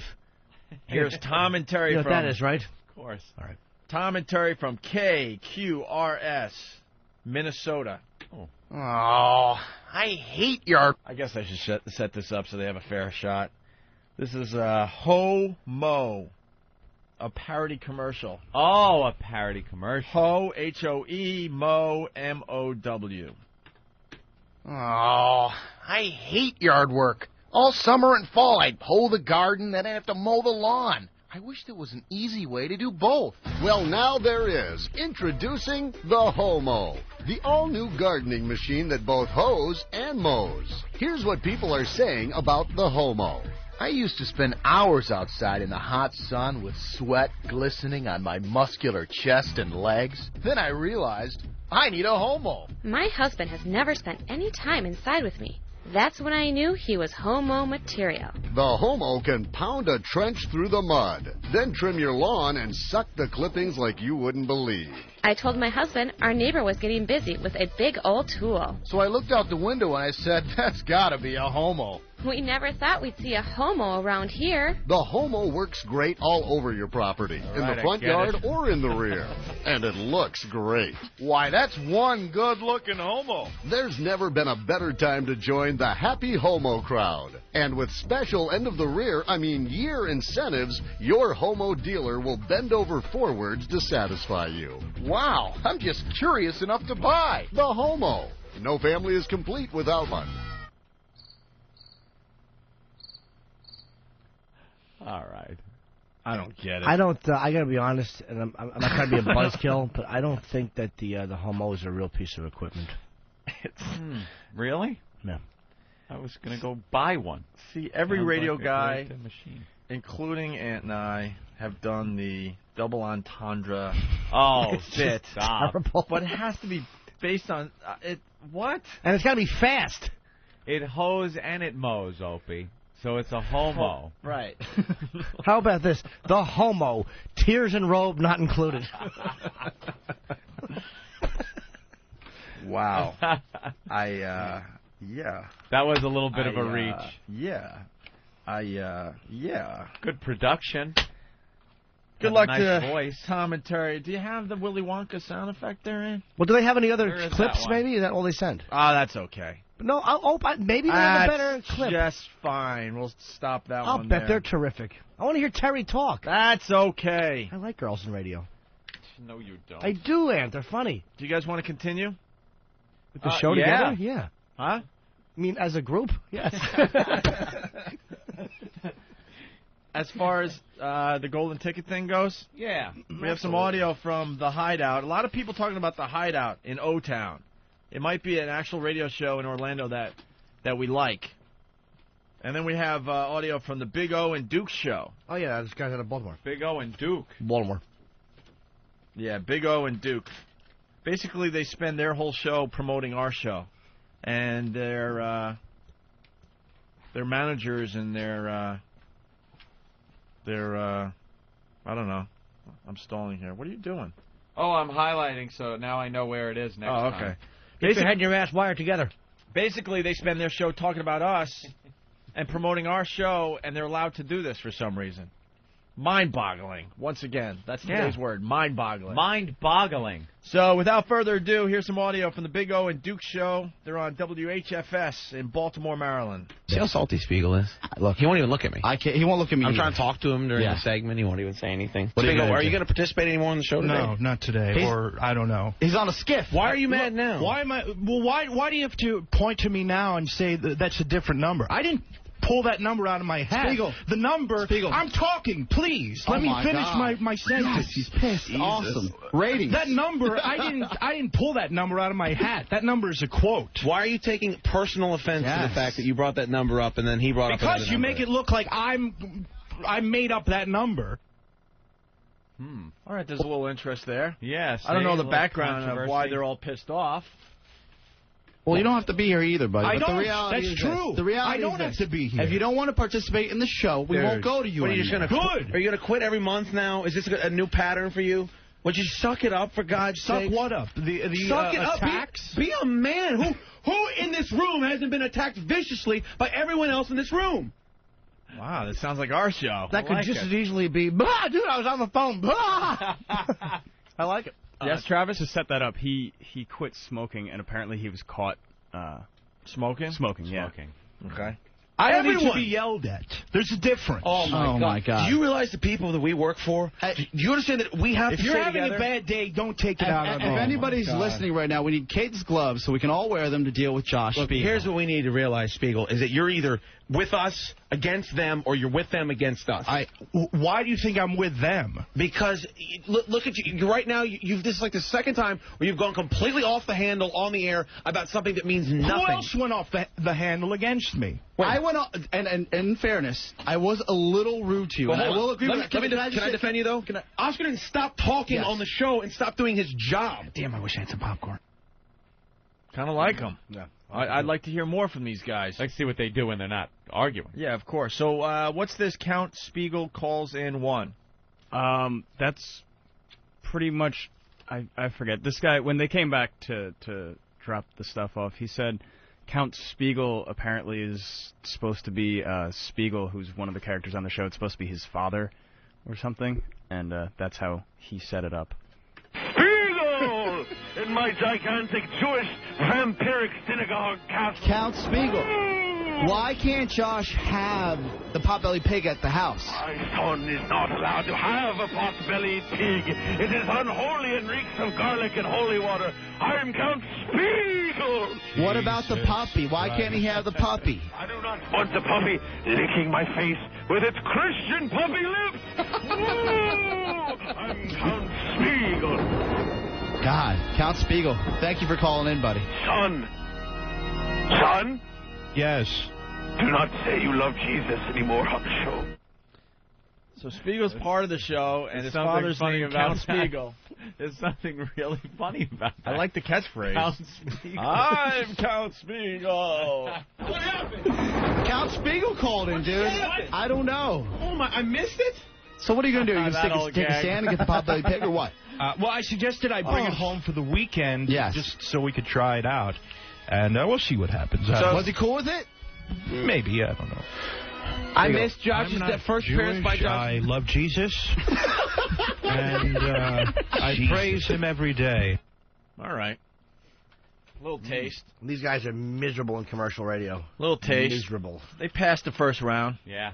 They should send some more stuff. The Big O and Duke show at WHFS in Baltimore, Maryland. Baltimore. Good, boys. They got a good attitude, energy, seem a little honest. Like that in a radio show. Going back to the homo bit. Yeah. Let's say hi to Tim in Nashville. Tim, what's up? Yeah, I just wanted to say about the homo bit. That's directly from Bob and Tom. Punch it up. Is it? Can't get any confirmation on that? I wouldn't be surprised. A lot of radio guys do that. They find bits that work by other guys, and they just redo them, knowing that show will never hear them doing that bit. Right. Let's say hi to Ben in Minnesota. Ben, what's up? Hey, guys. Happy birthday, Jimmy. Thanks, buddy. Yeah, that's Not his birthday. Sorry. That's Tom Bernard from KQ. I think you guys know him or have heard of him. That wasn't a very good bit of theirs, and they're a lot better than that, so you should give them another chance. They got to send something better in. Oh, that was Tom, huh? Yeah, I've heard of him. I think he kicks Howard's ass in Minnesota, right? Oh, yeah. Well, yeah, Howard was here for about a week or something. I didn't listen to him much, but... Yeah. Yeah. One of the many guys that kicked Howard's ass, but Howard failed to tell his audience about all the shows that did kick his ass. Brother Weeze in Rochester was another one that kicked Howard's ass. Howard never got close to him. All right, punch it out, guys. All right, thank you. Thank you. All right, maybe we could get some more from Tom. Chucky, remember we were talking about the billboard? Yes. This is the guy that organized the whole damn thing. Chucky from whackbag.com. If you missed what we were talking about, you'll have to listen to the replay. But basically, the Pests got their own billboard in O-Town, Orlando. Chucky, what's up? Just wanted to let you guys know that we've now put together a press release that's already been sent out to a couple places in Orlando, and will be sent out elsewhere. Oh, yeah, now they're sending out their own press releases because we suggested this. They basically put up a billboard in Orlando to make fun of Jim Phillips and how the Pests and the O&A Army pretty much took over his show for a week. Yeah. And they didn't want to drop it. They now got a billboard declaring victory. And then we suggested on the show maybe they should, send out a press release to the local media down in Orlando and all those radio websites. And now I'm hearing that you guys have done just that. Yeah, in fact, the draft was in Dugout Dogs and Boston Stranglers PM while you guys were mentioning that. You know, sooner or later the pests are going to fire us. Yeah, they're going to have the power. All right, so the press release. Well, we'll see what happens from here. Let us know, okay? And that has been sent to Ben, and happy birthday, Jimmy. Thank you, bud. Send it out to Elo, too, your press release. He likes reading that stuff. Oh, we'll definitely send it to him. All right, thank you. Okay. All right, bye. Bye. Very cool, right? All right, you want to do one more golden ticket thing? Sure.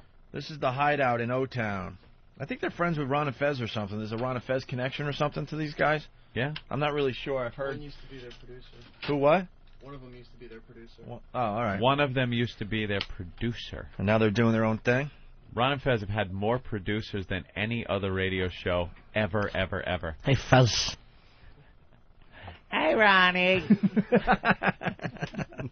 Can't wait for Ron and Fez. Debuting September 12th on this fine channel on XM 202. All right, it's the Hideout, Real Radio 104.1 in O-Town. Is this the same station as Mr. Phillips? Mm-hmm. Really? Oh, That could be interesting. They're talking about Icy Hot on balls. Fine, whatever. Trust me. A little bit or a lot, it ain't gonna matter. Looks like whipped cream. Is that good? Yeah, that's perfect. Okay. Screwed anyways. Oh, Jesus Christ. Oh, come on. Keep your shorts up a little higher than that. All right, so it's going on the junk and the undercarriage. I'll count it down. Is there anything you do to get... This is a great idea. Gotta tell you, it's a great idea. Got one of their dudes in the studio, and they're gonna slather him with slather the Icy Hot on his balls and his and his shafty. Should be freshly shaved nuts. So let's see what happens here. Really hurt. I'll count it down. Is there anything you do to get out of this? Nothing. Come on, dude. I mean, do you have anything in mind? I'll clean chunks off. No. God damn it. Not happening. If you clean it off with your own junk. No. That's gay. That's so gay. Or just rub it against each other? All right, fine. My hand's starting to burn. Can we do this? All right, let's do it. God damn it. Come on, man. 5. Icy hot to the junk. 4. In the Hideout. 3. 2. 1. Put it down your pants. Ah! How does it feel? It's just chilly now. Yeah. Oh, my God. Oh, my God. This isn't going to be good. Oh, no. There it goes. Let me see your hands. There it goes. Ah, there it goes. Ah, there it goes. Ah. All right. There it goes. Can we get a towel? Is that not enough? You got a lot. Look at mine. Compared to his. Look at it. Oh, my God. How's it feel? Ah, it's cold. It's still cold? It hasn't heated up yet? Okay, it's beginning to. Okay, it's beginning to. It's beginning to get a little warm. You're dancing like you have to go pee. Dude, this is a lot worse than last time. Okay, this isn't good. This isn't good, Dubs. It's really burning. Oh, my God. So far, that's what we have. It's the Hideout, Real Radio in O-Town. I hope people understand how desperate other people are to entertain you, and I include myself in this, but this man is actually putting a knowingly painful substance on his genitals to make people happy. Yeah. I hope the public appreciates that. You want to hear more? Yeah. Okay. Piqued our interest so far? Oh, my God. All right, can I get a towel? No. Can I get a towel, at least for the hand, so I can take... Oh, man. Take it like a man. Oh, man. Take it like a man, you. Oh, man, it's burning. My butthole. What? How did it get back there? We were supposed to make a trail, weren't we? Ow. Not all the way to that.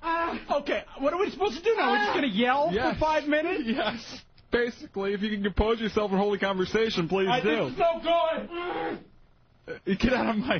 You like that? Sit down. Sit down, at least. Do something. El Jefe and Chunks have just put some Icy Hot on their junk. What are you going to do, rip it off? I can't take it, dude. I can't take it. What do you mean you can't take it? What are you going to do? Would it happen if you had Bellucci, huh? Oh, my God. What are you using to wipe off? What is that? My butt. My butt. Guy yelling, my butt. Oh, that is silly. Well, we have Icy Hot on balls, part 3. Are you guys still interested? Sure. All Sure, right. let's see the conclusion.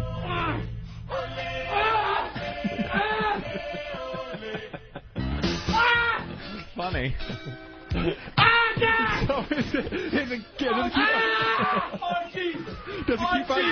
Does it keep on getting hotter as it cools down? I can't take this, dude. I swear to God, I can't take this, What do you want to do? What do you want to do, Hefe? Stop. Hold on, stop screaming. What do I do? I gotta get this off. What do you want to do? What's your instinct right now? Water? No, water's the worst thing for it. It's like eating hot sauce. You don't want to put water on. Oh, my God, dude. I swear to Christ, I can't do this. This hurts so bad. It hurts so goddamn bad. It's not supposed to feel like this. I'm going to pass out, man. You're not going to pass out. You're going to be fine. Just tough it out. Bite your leg. Be somebody. Shut up. Be tough. Oh, my God. Hey, it's not bad. That's pretty funny. They have one more track. Icy Hot on Balls, Part 4. Do we go with it? You have to finish it. This is just an observation that I've made. I've actually edited like the first 30 seconds of the Icy Hot applied, and this is what it sounds like. Very gay. Oh, my God. Oh, my God. Oh, my God. You're an ass. Oh, man. Oh, man, it's burning. My butthole. God damn you, Tuttle. How gay. You and Chunks were gaying God out. damn you, dude. That clip is going to last forever. Oh, my God. I found if you don't move, it's okay. Watch like 30 seconds after not moving. You're going to have to move. Oh, my Jesus. Oh, my Jesus. Oh, my Jesus. And there you have it, the Hideout, Real Radio 104.1 in O-Town. That's funny. They piqued their interest. They passed the first round for a golden ticket. There you have it. Eric, make sure you take note of that. All right? Very good. A lot of people checking in saying it sounds very gay. Yeah. Sounds like Bob Kelly. Hold my balls, man. Hold my ass, man. Gay radio equals funny. The hell happened? I don't know. Opie just broke something. Wow, that could have been dangerous. My spoon shattered. Let's say hi to Keith in Jersey. Keith, what's up? Hey, Owen. Hey, what's I doing? What's up? You know, the whole purpose of me getting XM in the first place was to listen to you guys, not for commercial-free music, which is cool. Like if you guys are talking to a pro wrestler or something, or, you know, maybe a topic once in a blue moon that I'm really not interested in, I'll put on some music. Yeah. But 99 times out of 100, I'm listening to your show. And so this whole golden ticket thing is really starting to upset me because I'm thinking, okay, if XM's going to give you guys an extra channel to throw other shows on, that would be cool. We're not playing our cards to you yet, sir. I'll tell you this much. Yes. Most of our replays will not be going away. Okay? So don't panic. Your pals are in control. All right. As long as we get to hear you all day long, I'll be all right. Sir, there's going to be at least 2 to 3 hours over the course of the week where you're able to hear this program. That's just brilliant, Jimmy. We got it all figured out, all right?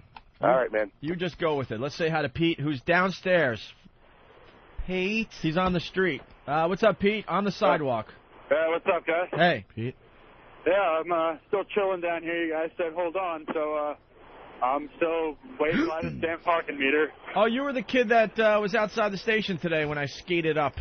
Yeah, that was me with the sign. What was the Office sign? still stands, Jimmy. I enjoyed that. I had a good kick out of that. What did the sign say? What was that? What did the sign say? Open up that sign for me there, right?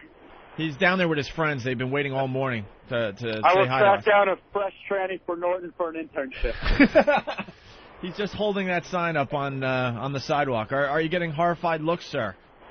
What was that? Sorry, it's loud as hell down here. Are you getting horrified looks from the passerbys?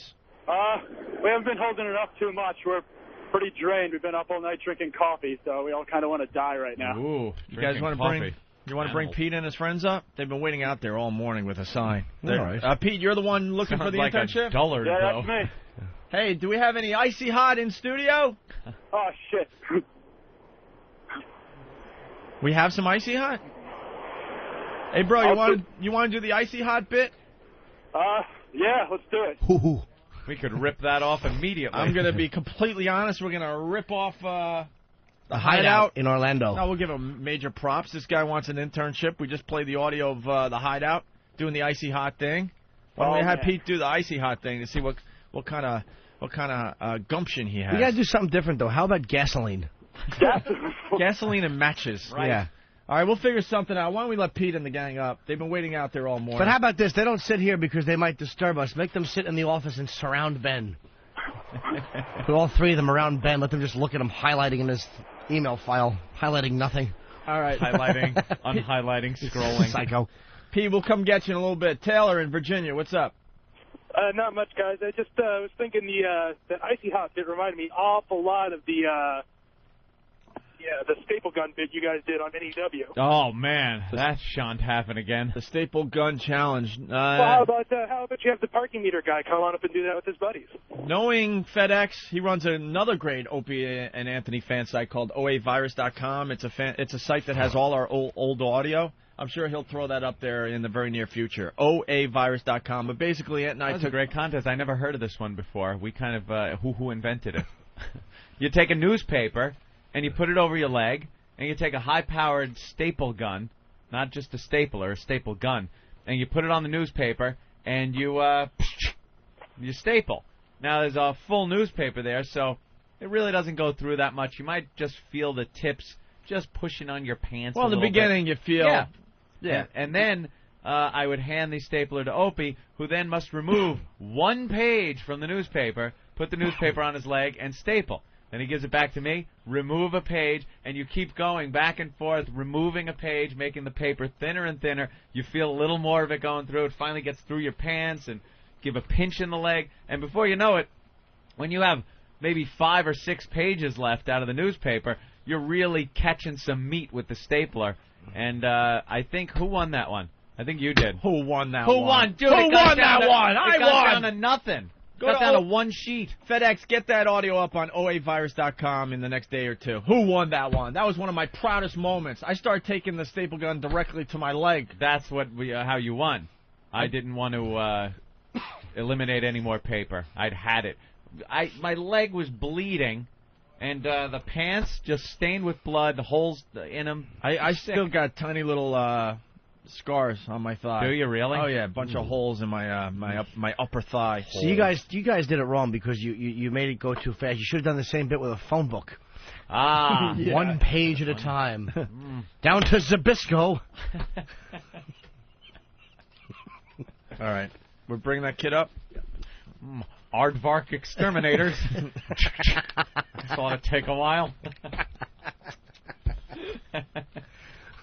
Matt from South Jersey.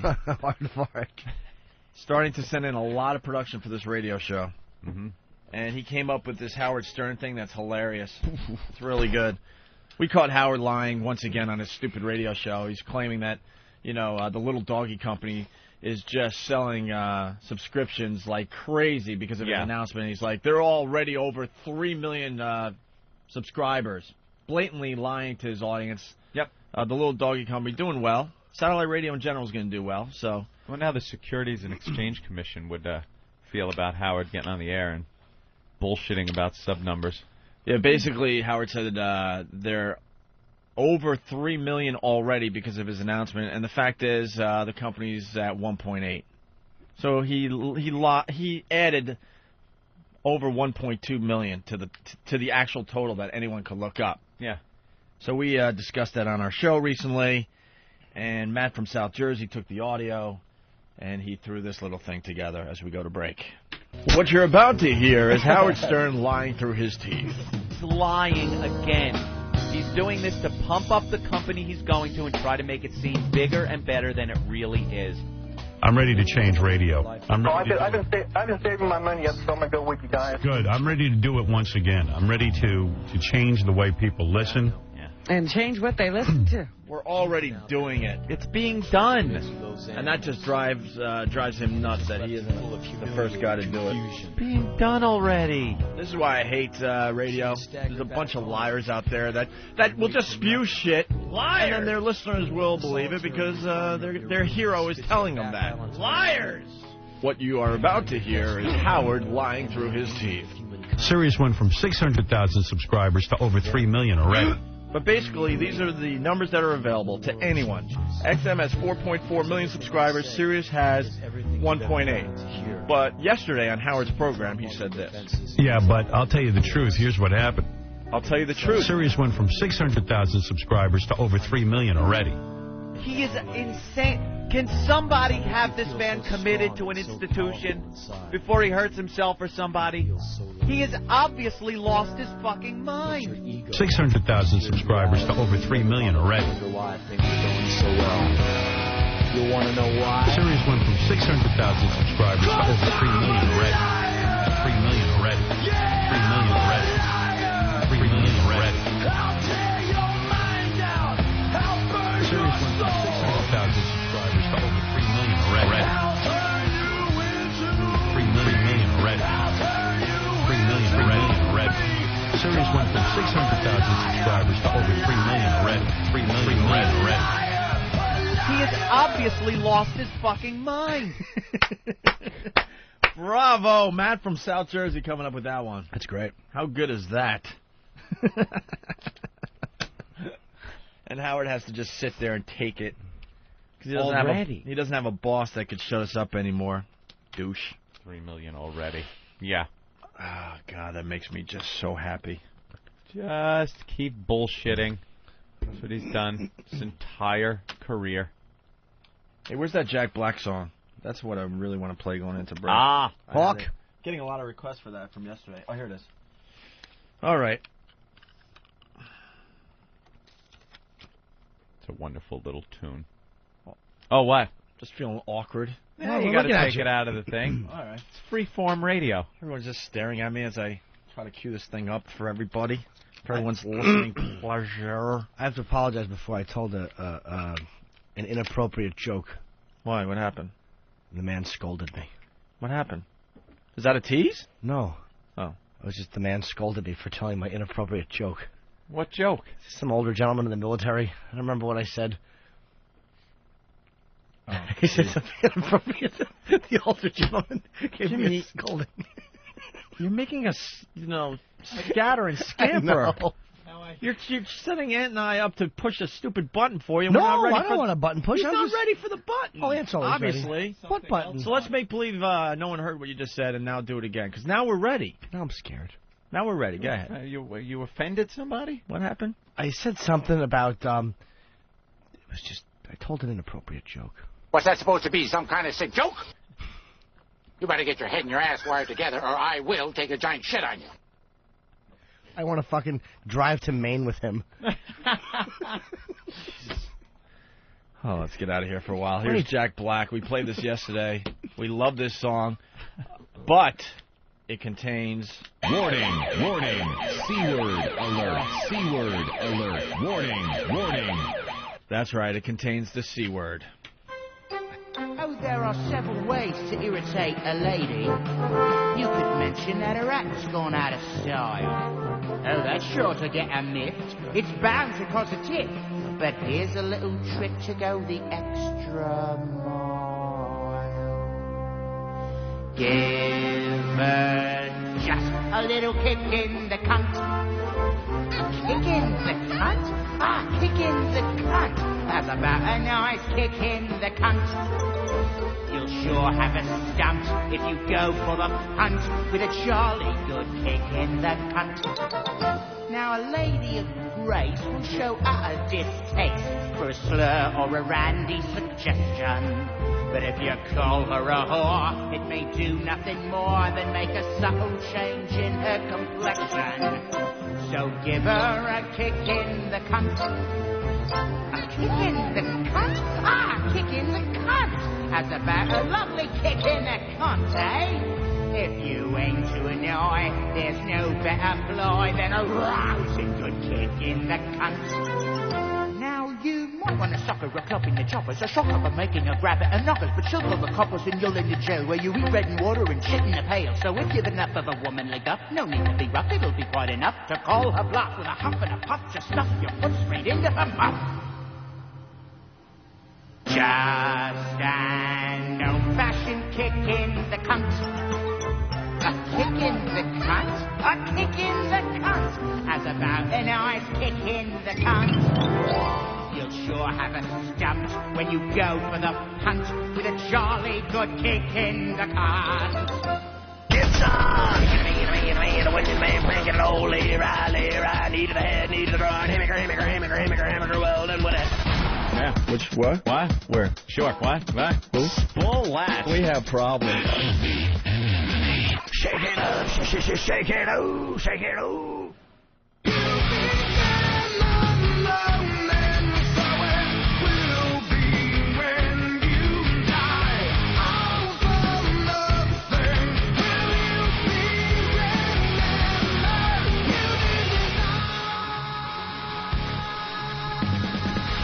We have a legend making his way into the studio.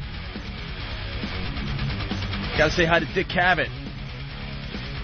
He's here to promote the Dick Cavett Show, Rock Icons. It's a 3-disc DVD set featuring 9 episodes from 1969 to 1974, featuring Janis Joplin, David Bowie, George Harrison, Sly and the Family Stone, Stevie Wonder, and many more. I'm stalling here. Get him in here. Highlights include 3 episodes with Janis Joplin and the Woodstock Show, taped the day after the festival with Jefferson Airplane, Joni Mitchell, David Crosby, and Stephen Stills. He just went to the bathroom. This was the big intro. This was my big radio intro for the legend, Dick Cavett. I was going to, do this whole thing. He walks in, and he's like, thank you, thank you, thank you. Good to be here, blah, blah, blah. And then we start our interview. But instead, now we have to stall. This show is I've never seen that happen. Eric, I just want one segment to work on this program. One. I blame Hawk for this one. I just want to come back from break and have one smooth segment from beginning to end. That's all I ask. You're not getting smooth or slick. We've been doing this radio thing a long time. We just want one smooth segment. We want perfect questions. We want some laughs, some thoughts being provoked and thrown back and forth. Thought-provoking. We want you as a listener to sit there in your car and go, I don't think we're very thought-provoking. I know, like but we're be, trying. We're trying. I don't know. We're trying to have all different, textures. I'd like to, What's the matter with you? Now we're just sitting here. I had the big intro. That's one of my lines for my acting. All right, here we go. Ladies and gentlemen, making his way into the studio, Dick Cavett, promoting the Dick Cavett Show, Rock Icons, 3-disc DVD set, available August 16th, 2005. That is, it's out today, right? It's out today, featuring 9 episodes from 1969 to 1974, featuring Janis Joplin, David Bowie, George Harrison, Sly and the Family Stone, Stevie Wonder, and many more. Ladies and gentlemen, Dick Cavett. Yes. There he is. Hi, this is Bob. Joined the Peace Corps Hope. I'm sorry, I had to do that. I was giving you the big intro, and then you went to the bathroom on me. Not on you. Clear that out. You know how expensive that would be? I went on it near you. We're trying to be professional David Lloyd, broadcasters. the great writer. Say again? We were trying to be professional broadcasters, give you the respect that you deserve and a nice intro. And then you're just wandering around the halls. I know, it shows no respect at all, but that's my generation, We don't give a darn. No, you can say shit. It's beautiful. Yeah. This guy sitting here, Jimmy Norton, made me laugh so hard so many times. Really? That it was nice today to be able to see him and realize that he really exists. Where have you seen Jimmy? I haven't seen him, but friends tell me about it. Oh, is that it? He is very funny. Oh, that's a great honor. Thank you. We love our little Jimmy. Tough Crowd. Yeah. Oh, you've seen him on Tough Crowd? I didn't notice when that left us. Yeah, they canceled us in, I think, we knew by November of last year that we were done. Wasn't that a great show? Oh. You get all kinds of views on a bunch of different I know how it feels to be canceled. Yeah, you've had that happen a couple of times. But, man, you just keep coming back, don't you? Whenever it happened to me, I always was kind of exhilarated by it. Really? It meant, there'll be something new. That's true, and there always was. It was true several times over. Yeah, you definitely have had your share of firings. Yeah. But look at me. I'm still got my head high and... Yeah. I'm a regular little soldier. What the hell am I talking about? You've carved out an interesting niche, though. I don't think there's anybody that you could really compare to Dick Cavett, because you were in movies as an actor. Well, You've done the interview shows, which are great. You have a credibility as an interviewer, yet you were part of the subculture of the '60s that you appeared on Laugh-In, and I don't think you could really find anybody that is similar to a Dick Cavett. today. Gosh, I wish I could help you with this problem. Yeah, well, I was just wondering if you thought of anybody that kind of fits the same bill as you in today's world. I probably don't think in those terms. No? I always just thought maybe something will come along again and stay on as long as you can. And on the ABC network, people said, you might want to kind of brace yourself because anything that goes more than 5 weeks. Was it Milton Berle who said to end the Vietnam War, put it on ABC? Oh, yeah. And it'll be canceled it'll be canceled in 3 weeks. Brilliant. That's a great line. And you got something in common with Dick Cavett, Anthony. I do. Yeah, I'm reading his bio here. He struck friendships with Stan Laurel, Woody Allen, and Groucho Marx. Yeah. You know, I've been goofed on. Anthony's a vampire. Relentlessly. He used to hang out with Groucho Marx. I did not hang out. And look how good he still looks. As a child, I met Groucho shortly before he died in the mid-'70s. And they keep talking about me like I was hanging out with him. Your best buddy, Groucho. Yeah, me and Groucho were hanging out back in the 40s. No, of course. When did you meet Groucho? I never met any of the other brothers, but Groucho I met, we could find out the day if we had to. It was the day after I met Woody Allen. I was sent by The Tonight Show to go scout this comic at the Blue Angel. And anyone of note? Allen got very few laughs and turned and left the stage after a while. You were scouting out Woody Allen at the time? For the Parr Show. Oh, was it Jack Parr? Wow. The Parr Show. And they said there's a kid, he wrote for Sid Caesar when he was 17. I thought, geez, I've got to know this guy. Called him. Voice didn't sound familiar. Thank you very much. Let people wonder what I'm talking about. Starbucks coffee. Starbucks bargain coffee. And after the show, I went and Woody was sitting in the lounge of the Blue Angel, and he said they usually don't laugh very much at me, but he and his manager were in the act of deciding whether this was a good idea for him to be a performer. We both were saddened by the death of the great George S. Kaufman, who Groucho always referred to as his god. And we agreed to go to his funeral. Woody didn't go, but I did. Sat down in a side room. It was overflow. The great Moss Hart was doing the eulogy and saying, I can hear George in the casket behind me saying it needs cutting. And a classy character he was. And then I thought, Jesus, that is Groucho Marx, 4 feet from me, with a cigar, not lighted, and that fabulously intelligent face, and all looking. And what year was this? You know, I ain't sure, but it would be in the early '60s. Yeah. Yeah, and I followed him to the corner, and he left with 2 people, and. I mean, 2 people left him, Art Carney and somebody else. Jeez. And man, it was great. In the crowd out front of the funeral house when it broke up, you'd hear things like, "Hi, Groucho, I'm Edna Ferber," and I thought I'm a long way from Nebraska. Yeah. Well, is that your only contact with Groucho, or did you? No, I probably had 100 more contacts with Groucho, but I wrote for him for 2 weeks when he took over the Tonight Show for 2 weeks between Carson and Parr. And I was at his house a lot, and he wrote me a lot. One letter I found the other day, I don't know how I could handle it so carelessly. He said, I saw you on the Griffin Show and liked what I saw. I think you've hit a mother lode with the idea of the Rube in the Ivy League. I've started in my act, write stuff about I was from Nebraska, but I went to Yale, and they laughed at my shoes. And I didn't know him better than to wear brown and white shoes, and the white one kept getting dirty. It was one surefire laugh. I just proved now. Every time I saw him, I was afraid I was seeing him for the last time. Yeah. Oh, somebody remind me, I'm on the album, the Groucho album of Carnegie Hall, because I introduced him. And I had just begun being on television, and when I stepped up from the audience onto the Carnegie Hall stage, there was this fabulous, thunderous applause. And I started to step back thinking I've walked in on somebody's entrance. Hey, you were with Jack Parr in the 60s, right? Yeah. Do you remember the Walter Winchell back and forth that him and Parr had, where I think Winchell would badmouth Parr in the paper, and he was like arrogant, and apparently everybody was afraid of him, and Parr really gave him a good smashing.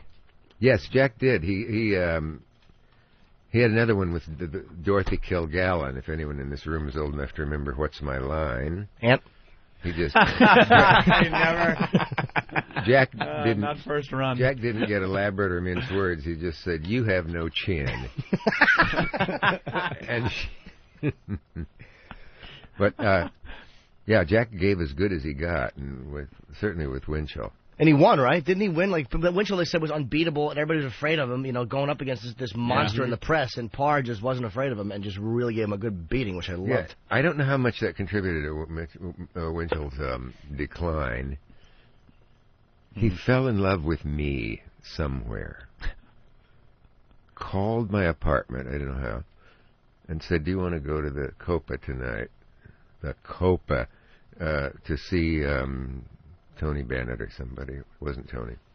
And I suddenly found myself out on the town with this scurrilous journalist, heavy supporter of red baiting and blacklist and all that stuff. But he had become a sad old man in a tuxedo that was, if it wasn't a little frayed, he made it look like it was by wearing it. He had a .38 in his belt and his cummerbund, and he used to spend all his nights following police calls. Really? Wow. Yeah. Winchell? Winchell would do. The police gave him a special radio, the real one, and he still had it, and it was quite sad. I'm so tempted to say, you're one of the most hated men the world has ever produced. Is that pleasant? It's a little odd to be driving around listening to police calls. And, oh, God, and one police place we went to, the scene of a crime or something, and a kid said to Winchell, "Oh, hey, oh, do it again, talk, say something." And Winchell did, and he was the voice of the untouchables on television. He wasn't seen. Yeah. But that... like his "Good evening, Mr. North American Old Ship to Sea, let's go to press," was, he was so tickled that a young person knew his voice when he had dominated the business at one point. Yeah. Almost as big as Arthur Godfrey. Now, you obviously very involved in television in the 60s. And what do you think of what's out there today? Just a general picture, reality television is journalism today. Say again? Things like reality television. Oh, yeah, I haven't watched any reality. I watched the first one and was satisfied. The first one, where the guy was walking around naked with his Survivor. The first Survivor? Yeah, and I saw what it was like, and because now it's just, every night there's 4 or 5 or 6 shows on that are just a group of, ordinary people doing stuff in certain situations. Eating unsightly worms. Fear as factor. As opposed to the pretty little worms that we all eat. It doesn't interest me very much. I kind of see why some of them I kind of, gee, I may ought to catch that, but I usually don't. Television's largely junk, and it probably always will be, because look how much of it they have to fill. It's just it's so hard to find clever writing anymore, or anything that takes any real talent or creativity out there, and they still use laugh track or yeah. Where the laugh goes bah, bah, and then that's, Jeez.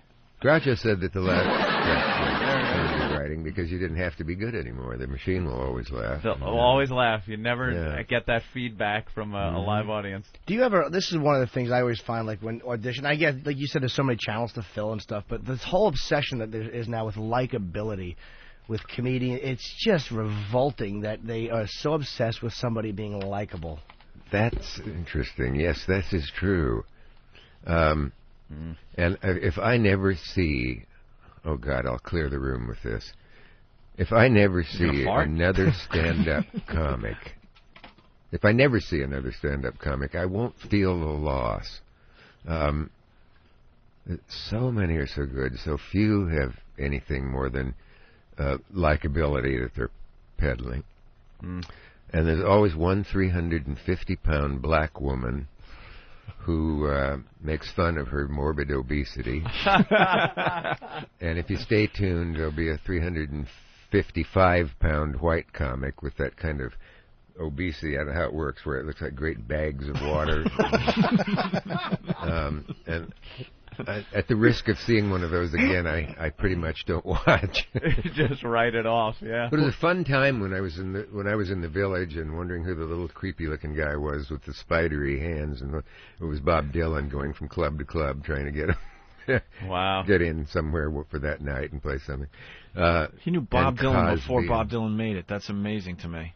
He was just walk. It's amazing to me that you knew Bob Dylan walking around the village before anyone knew. Yeah, several times I thought, I'm going to ask somebody who that is. You do see. And he was just walking around trying to get on a stage somewhere in the village, right? It seemed so, yeah. That's apparently what he was doing. Because he wasn't anyone anybody'd heard of. Right. Did you ever go into Cafe Fiend John in the village? Which one is that? It was just like a little cafe where musicians would play and like go up and play. And a guy named Manny, who then owned the Comedy Cellar, wouldn't let Bob Dylan on because he didn't think he had any talent. You know? And he's the head of the NBC. Well, but Manny always loved it, you know, because he showed us in Dylan's biography. He mentioned that the only guy that wouldn't let him on was Menachem Dworman. He was just so happy, like, yeah, I fucked up. He's the guy. You're going to send him a little medal or something to commemorate the. No, I used to see the darndest people. Cosby would be at the bitter end. I would be at the bitter end. Once I survived dying unbearably my first night at the bitter end. Silence records. The record-breaking silence. Oh. And I sort of screwed it up myself. I was nervous, and I thought Jack Rollins and was Woody's manager and mine, a lot of people. Jack will be surprised at how good I'm going to be, because I was a magician in high school, and I've always worked with audiences, and I ad-libbed, and I could feel sweat damming up. It dammed up over my eyebrows, and ever so often it released a drop. And I thought, you can't reach up and wipe it off, it'll admit you're sweating. Oh, God. I have no idea how I got off that stage that night, but it was to the sound of my feet only. How long into it did you know, I'm a dead man, this is not going to be recovered? I swear my life flashed before my eyes a number of times. Anyone tell you good job when you walked off, or couldn't even fake that?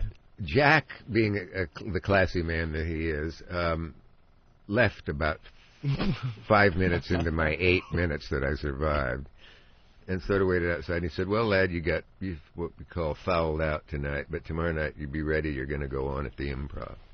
Yeah. And I thought, Jack, look at this mess we have here, me and her. So, no, it's good.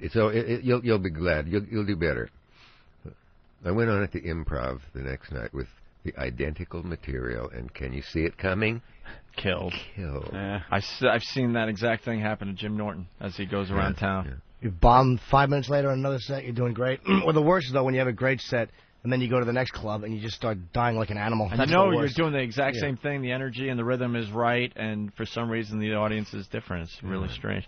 Amazing. Colin quoted some comedian. I don't remember who the comedian was, but the comedian said, never blame the audience, even though it's always their fault. Yeah, that's good. I wish I could. That's profound. Who was your favorite comic that you saw, or interviewed, or just in general? Who did you think was the best? I always find it hard if I make the mistake of answering that question. I find later that I was wrong. How about one that just? But really... there's so many so different. I couldn't pick out a winner. How about following? Was there one guy you hated to follow? Because a lot of guys say they hated following Pryor, like especially in the 70s in the Comedy Store. Oh, well, if I'd had the chance to follow Pryor, I would have hated that, too, yeah. Was Lenny working the Improv when you did it, Lenny Bruce, or Carlin? I know Carlin worked that. No, they're a little older, but I did see Lenny Bruce at Carnegie Hall, and I saw him again in a concert at San Francisco. It said a concert, Lenny Bruce. And I didn't know what to say to him in the dressing room. He said he didn't know me, and I said, will you be doing other concerts? And he said, if my hands allow me. You've interviewed everybody. I mean, you're just legendary for having spoken to everybody somebody has spoken to you at one point. It seems that way, doesn't it? Was there one that you remember that was just a really rough one? A rough one. Like a bad interview. The first time I had William F. Buckley on, he really scared me. And I had somebody tell me once, when I was at Yale, that you should go over and hear this guy who's lecturing tonight at he's the most dangerous man in America. So I went and saw Bill Buckley. And he was wonderful and entrancing and hypnotic and strange and intelligent and all kinds of things. In the middle of the clunky interview I was doing with him, I said, "Oh, I'm not familiar with that." And he said, "You don't seem to be familiar with anything." Ooh. I've never understood why he would do that, to me or anybody. Yeah. It's the only time I've ever thought he was nasty, except when he tried to, when he called Gore Vidal a queer and threatened to, "I'll punch you in the face and you will stay plastered," is the exact wording of Buckley's tough talk. Tough guy. Yeah. Well worded, but quite worded. But I don't know what I did. I remember flashing into sweat, just and saying, "Oh, I'm familiar with everything." Yeah, there's really no you get defensive to that one. Hey, Buster. I went on to like him as much as anybody. My wife and I ran into him in the Caribbean and sported around, and he's really an excellent fellow, except for that one awful moment in his life when he decided to say to someone, wherever it was, "I don't seem to be familiar with anything." You think he was being a creep, or was he just trying to be William F. Buckley for you? Like sometimes guys. I don't know. Maybe he was. Maybe I should have been prepared for that. Years later, he said on the show, as Oscar Wilde said, "Hypocrisy is the compliment that vice pays to virtue." You have to sit down with that for a little while. Yeah, right. I'll write that one down for later. Oh, but get this. I thought, that's not Oscar Wilde. I know it's not Oscar Wilde. I was reading a book of French witticisms that very weekend, as luck would have it. And I thought, that's La Rochefoucauld. Of course, everyone knows that. And I can't wait. And I couldn't bring myself to do it to him. Oh, man, you could have. So I got totally him back 3 nailed weeks him. later and said, "Bill, you have people on your show, and you like to keep a high standard of excellence and accuracy and so on. I wish you wouldn't come on this show and spread misinformation." He said, "What?" And I said, that line you dropped a while back, "L'hypocrisie est l'hommage que les vices rendent des vertus." I'm sorry, I forget how it goes in English. I don't even understand it in English. Well, he was shaken just a bit. Good. But we remained good friends. And he's written the last of his novels, of the spy novels. We got a lot of feedback coming in, and this guy says you have to ask Dick Cavett about his garbage man growing up. Serial killer Oh, God, yeah. Charles Starkweather. Yeah, oh, my God, that was your garbage man? I hate You know the name-dropping, name? don't you? Who, along with his girlfriend, killed 7 people. The Springsteen song Nebraska was about him, and his murders were fictionalized in Badlands and Natural Born Killers. Is this true? You've got somebody on there who knows what he's talking about. Really? Yeah. Your garbage man was a serial killer. I was in college when I saw headline Nebraska murder with 8-point type or whatever the big one is, and I couldn't believe it. In Lincoln, Nebraska, where I live, where my folks were, and I called home, and my father said, "Yeah, I knew this unfortunate character. He was our garbage man." My father was an English teacher, and he always befriended the dopes and the sort of forlorn types. And all. He said, "I just attract them like a magnet." And they loved him more than anyone they knew. And he used to talk with Starkweather because he said, "I thought the guy had something wrong with him, and he seemed to like to talk to me." And perceptive. Yeah. Good call. Something wrong with him. 6 blocks away, he was perhaps at that point drawing a knife across the throat of a nice woman. Wow. And Carol Fugate, his girlfriend, got out, finally, about 2 years ago. claiming Really? they never proved that she was involved, and she always denied that she was involved in the killings. Is he dead, Starkweather? He is quite dead. It was funny when you said, I hate name dropping. That's quite...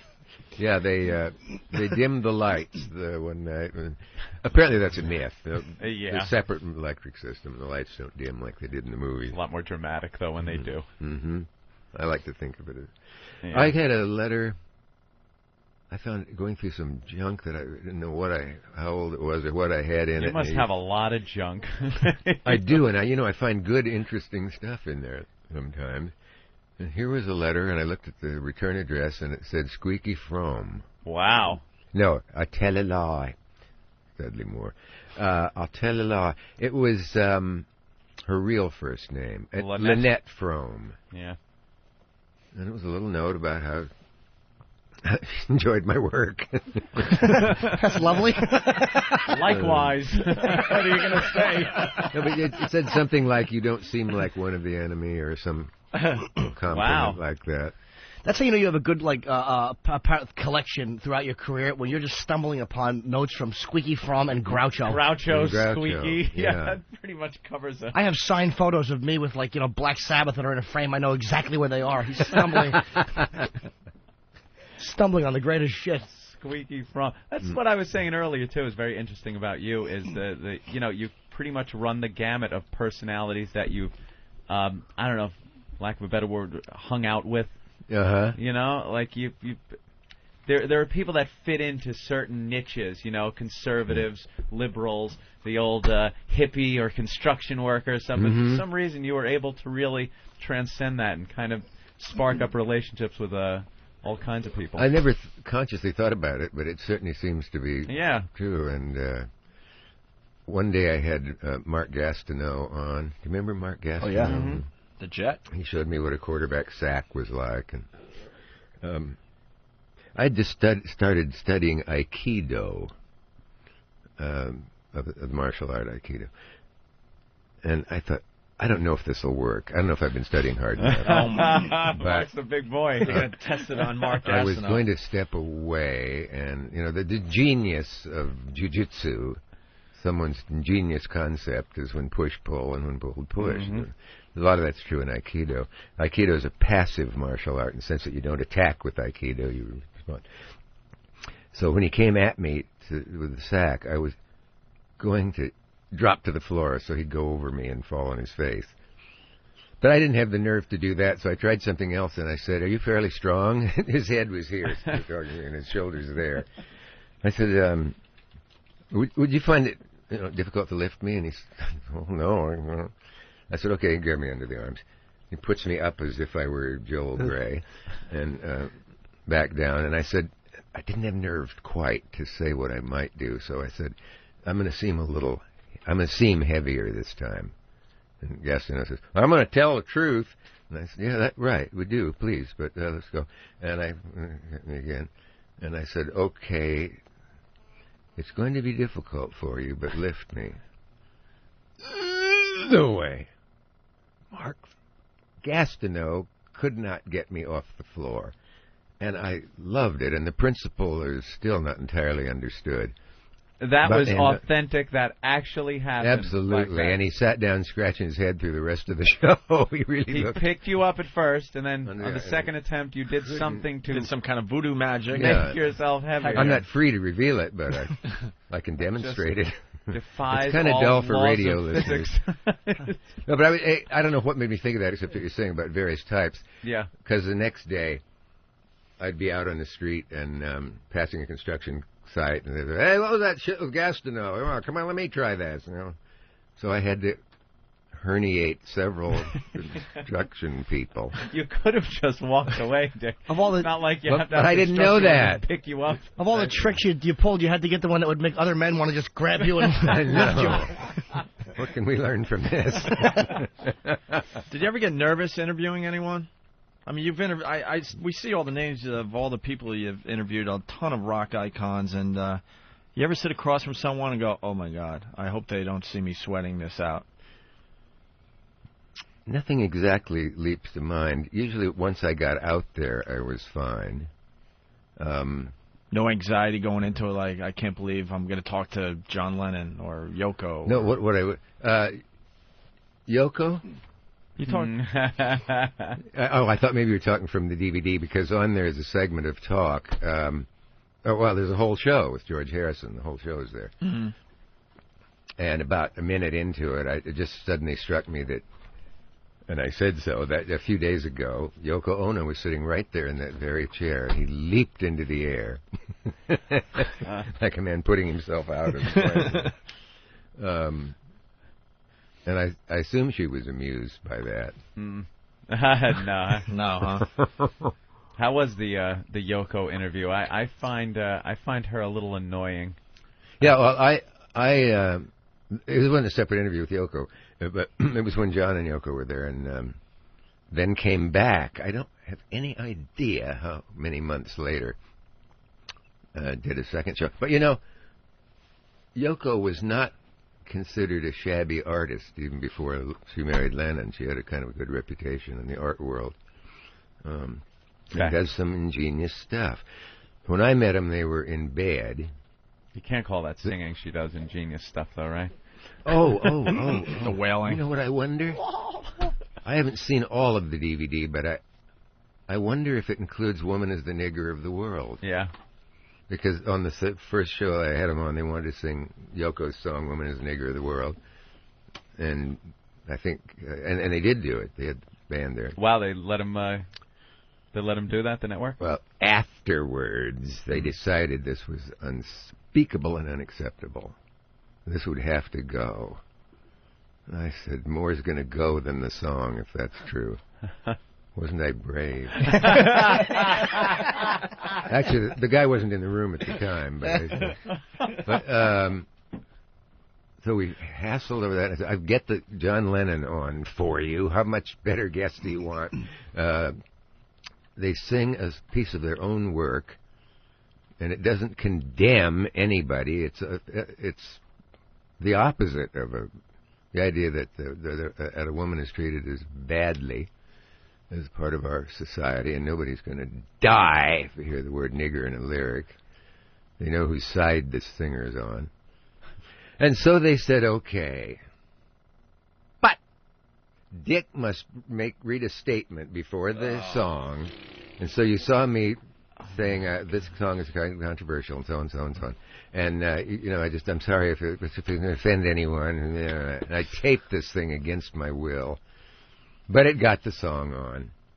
And the protest poured in, saying things like, why did you make Dick Cavett do that mealy-mouthed announcement before the song?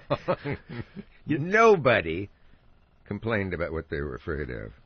You know, it would have been great if you said, look, if you read that thing, you said, look, this is the disclaimer, and you read it, and you go, look, this is what I have to read, and then you introduced her as the chink.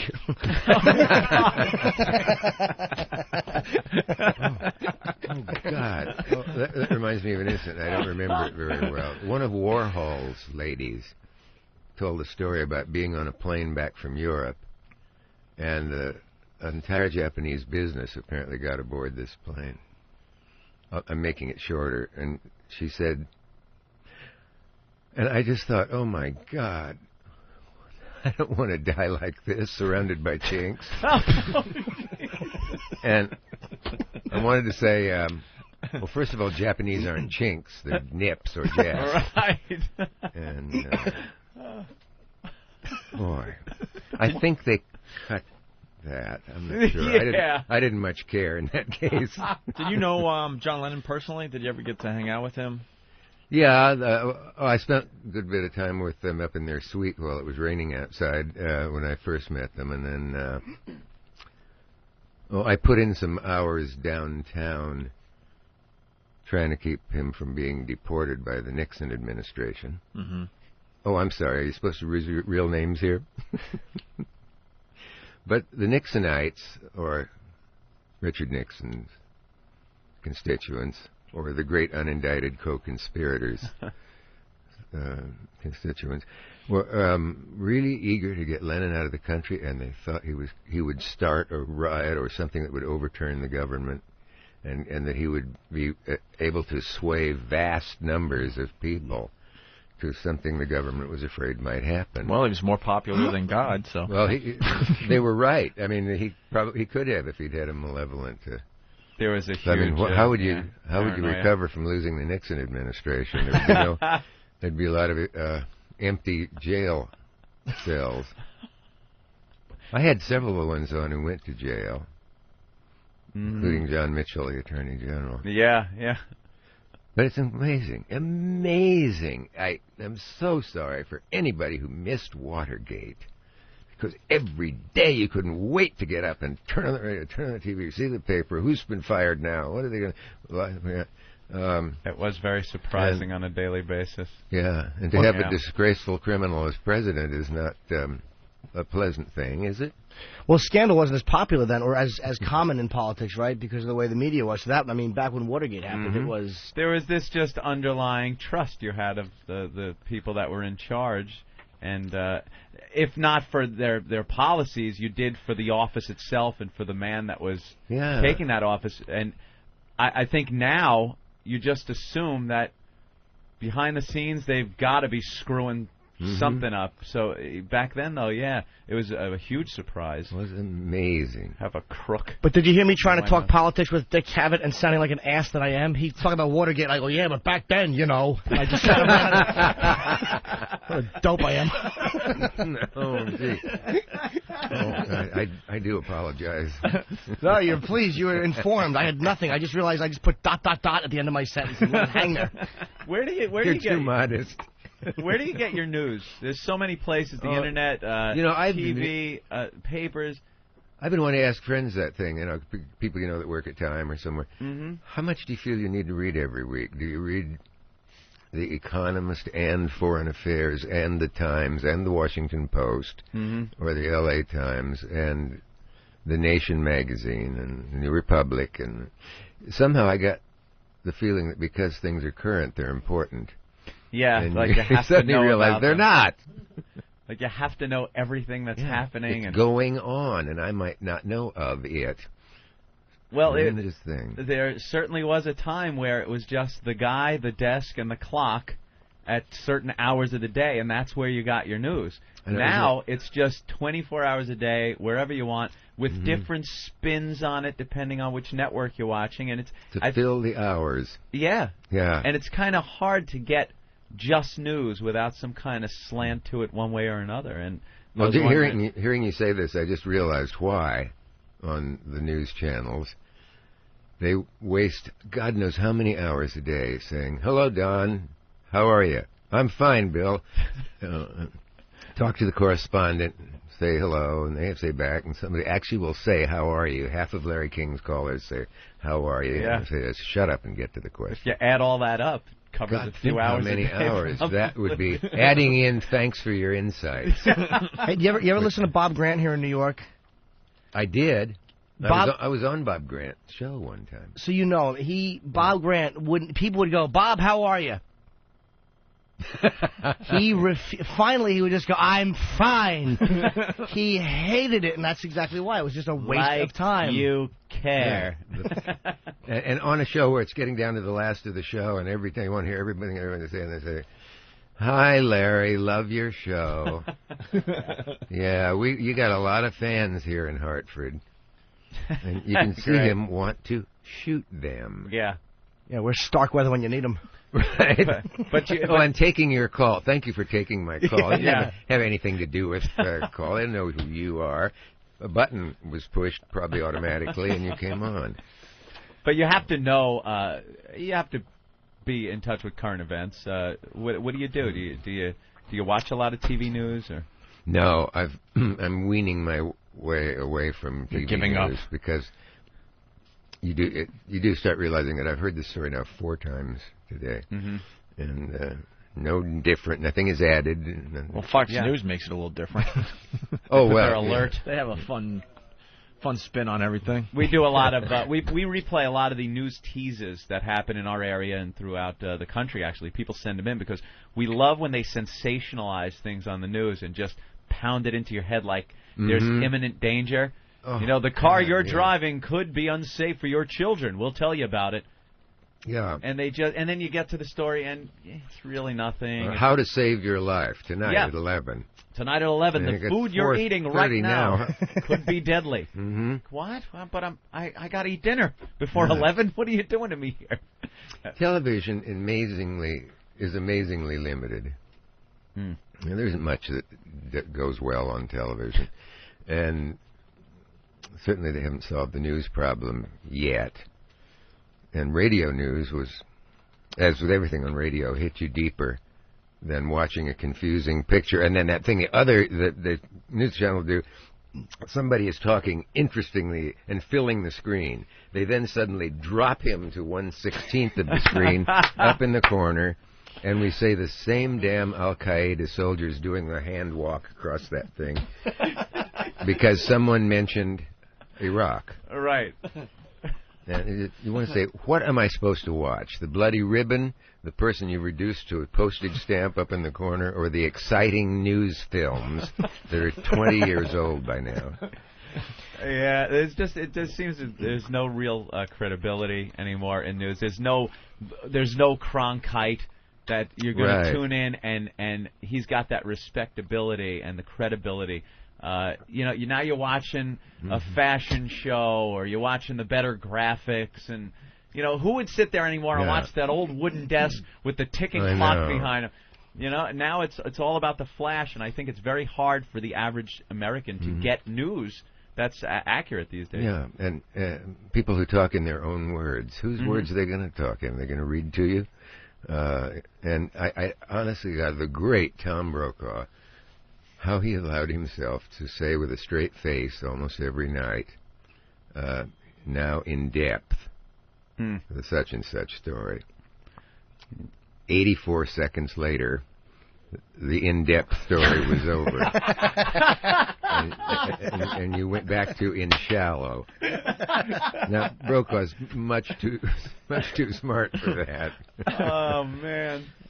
There's a piece here in your where they have the sheet on you, and it said you were sued in '77 for not showing up for a radio show for a manic depressive episode. That's something you still kind of deal with? Because I kind of go through I don't know if it's manic, but bouts of just complete misery. Oh yeah, I did for I think the third time a Larry King with Bob Costas hosting it not many weeks ago.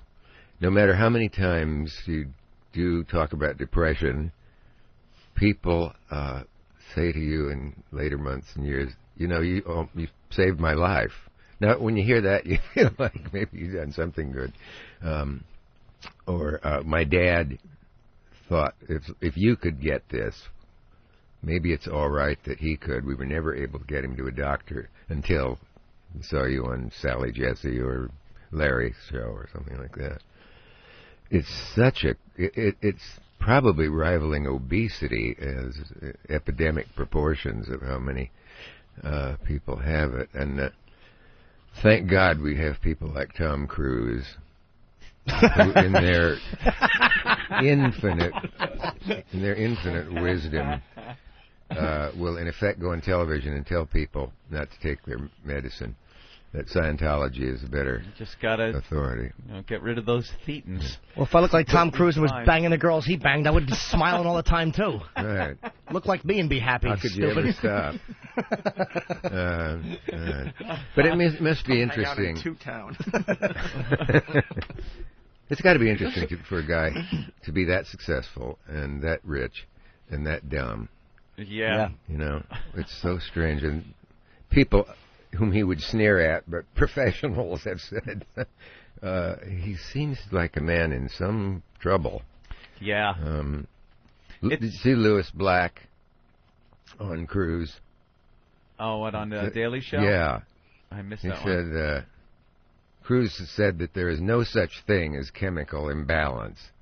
Well, then what the hell is this thing that's happening to you right now? Oh, I love Black. Yeah. Hey, a lot of people are coming up with this. Ask Cavett about the guy who died while he was interviewing him. It was some gardener guy, and he thought he put him to sleep when he actually died while being interviewed. Wow. Is this true? I don't know what the hell you're talking about. A lot of people calling in with that one. Oh, there's no one. Yeah, a guy died on the show. And when I bring this up, because You were actually interviewing a guy and he died in front of you. A moment later, I wasn't actually speaking to him at the moment. But when I tell this at a college or somewhere and say what I'm going to talk about, what about the guy who died on your show? I said it's obviously not a funny subject, but you will be laughing approximately 2.5 minutes into this.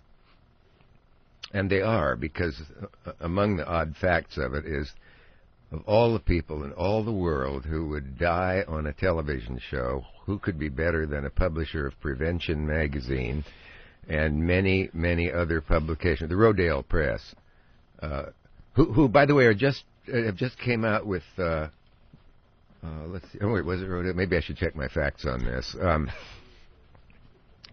Yeah, let me take a caesura here. That's a word I picked up on 20 Days to a Powerful Vocabulary.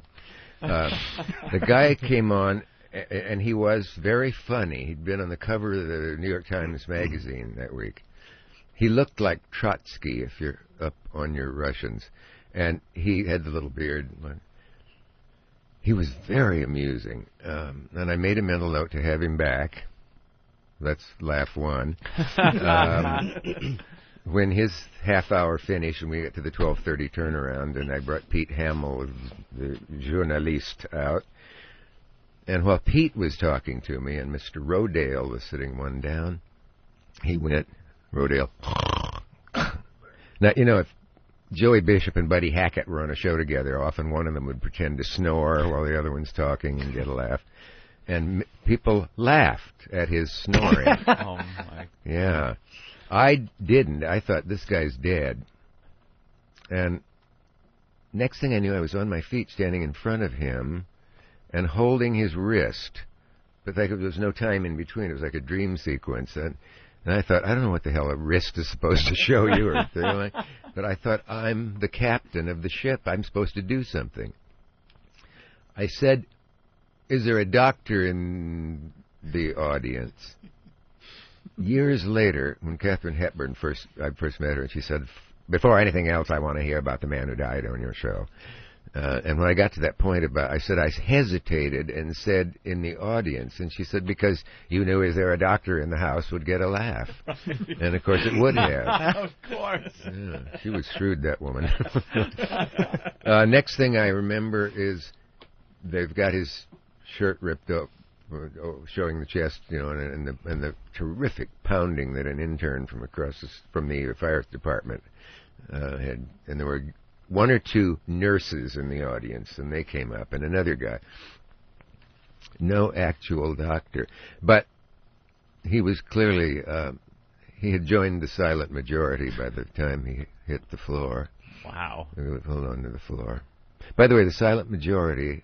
Thanks to Gore Vidal for this. It was a phrase that was huge in America some years ago. Yeah. It actually comes from Herodotus, and it means the dead. Really? And Gore said, it's nice to know that the Republicans know who their constituency is. The great silent or that majority. The Nixon administration. Yeah. And please tell me that after that guy died on the show, please tell me you had a comic scheduled. We couldn't have two deaths in a row. Oh God! It was quite awful. And sure. Was this on live TV? Because you're out. No, it was never aired. So it never aired. Okay. But it might be someday under certain circumstances, which I was talking to somebody about. But there we were with our makeup on and our band over here and our lights and to show us up good to the people sitting in the audience. And a dead man is in the middle of all this. I remember two stewardesses in red uniforms who had been winking at me in the front row. Nice. And I suddenly looked down and they're both crying. And the audience didn't understand all at once the situation. It sort of moved backwards slowly until as if people were saying, do you suppose he's dead? And this is many thought it was part of the show and that it was going to blow it off some way. That is wild. I had 5 or 6 objects in my pants pocket, none of which were mine. And somebody had handed them to me, his watch and pocket watch and dentine gum, oddities like that. I don't remember ever seeing them or having them handed to me. And we checked, and he was DOA at Roosevelt Hospital. Wow. But Hamill, sitting there, when Rodale snorted, turns to me and, forgetting that you can't really whisper something on live on television with a camera there, and your face in close-up, goes, I think this looks bad. And that was before we knew the worst. But only seconds before. Hamill got a great column the next day. It was just... That was an odd thing about it. I mean, in the crowd of people concerned, pushing, what do we do? Somebody running out with an oxygen machine that had 2 parts and they didn't know how to fit them together. All of that going on. And in the middle is Hamill writing out his column. A born newsman. Yeah. And I may be missing the point, but the hottest part of the story to me is those 2 crying stewardesses. Well, I just made them up for you. Well, Dick, you're on to a new project. It's called Rock Icons. The DVD comes out today, I guess. 3-disc I guess DVD it does set. today. I get to go over to Borders at 6, I guess. Which Borders? The one in Columbus Circle. Okay. Isn't it? Yep. Yeah.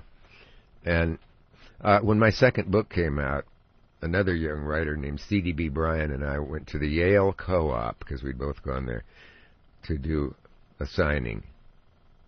4 people showed up. Count them. 4. The publisher had screwed up, which is the publishing world's greatest talent. We've been in that position a Calvin few times. Trillin, Bud Trillin, or Calvin Trillin, wants to write a book called An Anthology of Authors' Atrocity Stories about publishers. Wait, when was this that 4 people showed up? To a book signing at the Yale Co-op. Here's Dick and this other guy, C.D.B. Bryan, writer, and they're both from Yale, and sat us down and waited for the hordes to arrive. Actually, it was in that position, you just write your name really slowly, hoping more people show up. And you should have been here when the crowd was here. You have a 10-minute conversation with each person, hoping the line builds. I think it was 3 people and a cleaning lady. Oh my God! You talk to people after you sign for them. Like, so where are you going? Here, I'll give you another one. Anthony and I have been in a position where thousands of people show up, and then we've also had the handful, and you start like stretching things out. You have 10-minute conversations with each person. And you propose marriage. Whatever it takes to make it look like it's more than it really is. Say, will this cause any trouble if I tell you that I went to see a thing on my... you type your own name in eBay, and up comes about 15 things in cassettes and so on. Yeah. And Dick Cavett, autograph, rare. Well, I thought, I'll turn to it and see what it looks like. Oh, boy, here we go.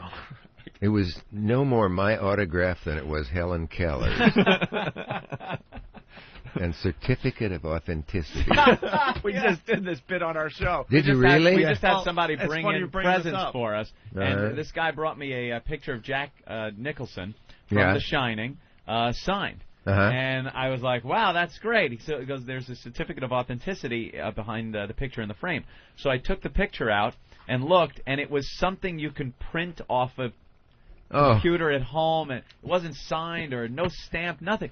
And then I went online and started looking on eBay at Jack Nicholson autographs, and they're so different, each one of them, to the point where I didn't know what a real Jack Nicholson... Well, Jack's a very changeable guy, and when he's in one mood, the autograph looks one way. And probably. But I'll tell you, I really lost faith that it was authentic. You got to be careful. Like, I bought... Recently, I actually had a really weird thing. Babe Ruth signed one of Jeter's rookie cards. And I bought that, and that's a really tough find. Good God. Oh, I hate to break it to you, but I have one. I've seen those in the store. Like, you walk in the store, and they have, like, Babe Ruth, but it's in, like, that newer blue marker in Vegas. Know. It's like, who's buying this shit? There was one at Bourbon Street in New Orleans, and it had 3 baseball players of widely different times and ages, all done in the same flare pen. Who's believing that? I guess there are people dumb enough. Yeah, there are people. Obviously. Yeah. Yeah, because the eBay thing alone, when you look at that, people are buying the autographs off eBay, and there's no way to verify that. Well, we're on eBay right now, and under Dick Cavett's name, there's some great stuff. An old Playboy that you were in, 1971, is selling for $1.95. I bet that's a very hairy issue. It is sort of. A lot of people were appalled that I said certain naughty things. Really? And it just goes on and on. I think until Jimmy Carter was in Playboy, it was kind of dirty to be in Playboy. Oh, yeah. And then once Jimmy Carter kind of opened he confessed to lusting in his soul. Yes. I'm looking for a Dick Cavett autograph. Is there a lot of Jimi Hendrix? A lot of Jimi Hendrix, yeah. yes. He's not on this particular thing we're talking about now, the DVD, because... The Rock Icons DVD? In alliance with the Hendrix family, brought out one already that was... I think it's in DVD, but it's all over my website. As my own book, Cavett, $8.95, Harkett Brace Jovanovich, a book which one comic after another has said saved his life. Really? Yeah. They'll say I was out, I was totally unknown. I played a club in Waukegan, Illinois, and there was never a sound from the audience. You might not as well have been on the stage, and I was suicidal and had another 8 days to go through the same thing again. And I found the part in your book about being stuck in Detroit as a comic in a club called, my God, I never thought that the mind would erase the name of it from, like Freud, I'll put it out of my mind and then it'll come back in. Front row, almost touching your knees, would be a big lug with his back to you, eating lobster with both hands, and his wife, similar. And once in a while, they'd take a glance at you and dismiss you as not anything they were interested in. God. And the worst part was you could see yourself. Did you ever have that? Mirrored wall? Oh, yeah. That's just death. That's because brutal. Don't look at it, and yet you can't stop and change your posture and all. You keep being afraid you're not going to see your own reflection like some kind of a vampire. Like, geez, I'm really not here. One night in San Francisco, I had the silence, the real silence. And Alan Woody had written me a letter about 3 weeks before saying, a fast note to explode the myth of the hungry eye, the great club and atmosphere and so on that nourished Mort Saul and Nichols and May and so on is long gone. So that encouraged me to go to San Francisco. Rollins had booked me there, and this night it was... You ached from the silence. Really? And you'd go, at least I got my Chinese German food joke. That always kills them. Nothing. Chinese German food. An hour later, you're hungry for power. Nothing. And then I heard myself say, oh, bless you. I wish I'd had that. We do that when someone has a joke that bombs on the show. We do a whole thing here. But that's painful. Yeah. Were you in Detroit that week I was playing? Bless you. I wish I'd had that. The Four Seasons? No, the Four something. Oh, God. Anyway, there was a long pause, and I heard myself say, why don't you all just get the hell out of here? Now that is going badly. Yeah. And that was shocking. That didn't get a laugh. And then two, what Lenny Bruce used to call diesel dykes, were in the front row with their boots on the stage. And I was going to kick them off. But I thought better to say, why don't you all get the hell out of here? With this, the two diesel dykes got up and went to, they both looked like Clint Eastwood. It was kind of an interesting pair. And they both got to the door, and I said to one of them who was looking back, there are no refunds. And she said, we'll take a chance. And she got a laugh. All those people who were incapable of laughter and had it left out of them by nature laughed you trudged for on. her. And I had a tape of that show. I don't know if I do anymore. It was reel to reel. And you can hear my steps leaving the stage. You should release that I know. I really, if I could, goddamn, you're right. There's nothing, because to me as a comic, like, hear comics, I don't ever want to hear about a comedian having a great show. I could listen to death stories all day. Yeah, it's human. Something fascinating. Well, even if it about isn't, that. it's the same with me. All right, Dick, this was awesome. You got to come back on our show because we just touched the surface. I mean, I want to, hear you talk about Jimi Hendrix and Janis Joplin and all that. To give time for a quick Joplin? Yes, sure. Quick Janis Joplin. I would love Janis, and I think she was on 4 times. And I notice on this, because you get all of her appearances on here that are still in existence. At one point, I don't know why, I said, did I read somewhere where you got a tattoo somewhere near Baltimore? She said, honey, it's a lot closer to home than that. That shows a very complex comic mind. Raquel and my dear friend Janice and my dear friend Raquel Welch were on one show together along with Brinkley of Huntley and Brinkley. Huntley of Huntley and Brinkley. And Douglas Fairbanks Jr. Perfect combination of people. Really? Jesus, you have great friends. I hang out with these zeros. Oh, God. All right. But, oh, God, no, wait a minute. I've dislodged my story from my own brain. Raquel Welch. Oh, yeah, there was something about Virgin something. I actually wasn't listening very closely and was immediately snapped awake by Raquel saying, well, I think Janice would be perfect casting for the Virgin. And this got a kind of, there's going to be trouble. But Janice just said, ain't that good an actress, honey. This was perfect at that moment. Here's something that'll strike you as virtually without humor. I said to the great, majestic, august figure of Chet Huntley, who loved Raquel Welch and announced it on the show, and I said, this needs a footnote. You can't leave because there'll be nobody left in the country saying goodnight, David, except Julie Nixon. Now, would you believe that that got the opposite of what happened just now? It was... No, I'm telling you. Watch the show, you'll see. Dick, why don't you get the hell out of here?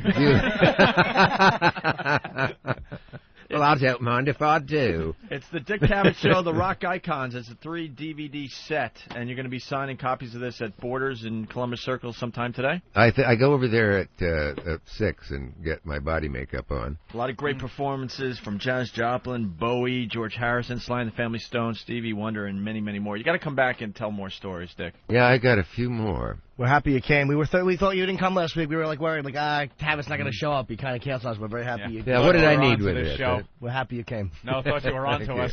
All right. On to our potty mouth show. You guys, let's thank Dick Cavett for stopping by. Absolutely. Thank you, Dick. You're welcome anytime if you'd like to come back to this mess. I can stay now for a couple hours. If you want. I mean, we just got to get a Supercross guy in that's doing has a movie out, and we got Mark Maron, who's a very talented radio guy. Screw him. He's a lefty. He's a lefty. Big-time lefty. Is that good? I don't know. You tell me. Lefty. I come from the time when they tied children's arms behind their backs who were left-handed. I think he means as opposed to right. Yeah, I know. Okay, yeah. He knows. Let me explain a joke to Cavett. I'm explaining to Dick Cavett. He's too smart for us. We're going to take a break, and we'll continue. Dick Cavett might be I like a joining us, nice joke once I know about it. or he might be stepping out. We don't even know at this point. Dick Cavett, everyone. Opie really doesn't care about our lives. And I hate you all. Oh! And I hate you all. Oh! And I hate you all. Oh! And I hate you all. Oh! Ah! You gotta help me! Look, Jerky, I don't need to talk to you. All right, kids, hold on your hats. 1, 2, 3. Show blows monkey ass. Show blows.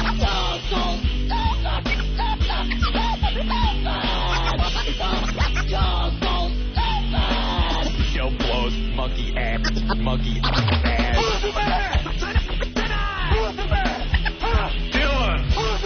Detective John Kimball.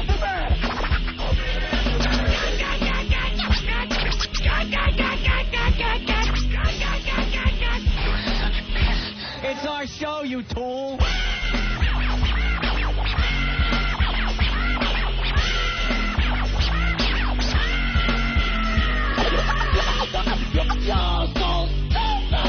knew this was a scam. Unbelievable. I can't go on. Opie and Anthony. Come on, it's not funny anymore. Make it stop. Make it stop. The Opie and Anthony Show. XM 202. Pulling off freaks.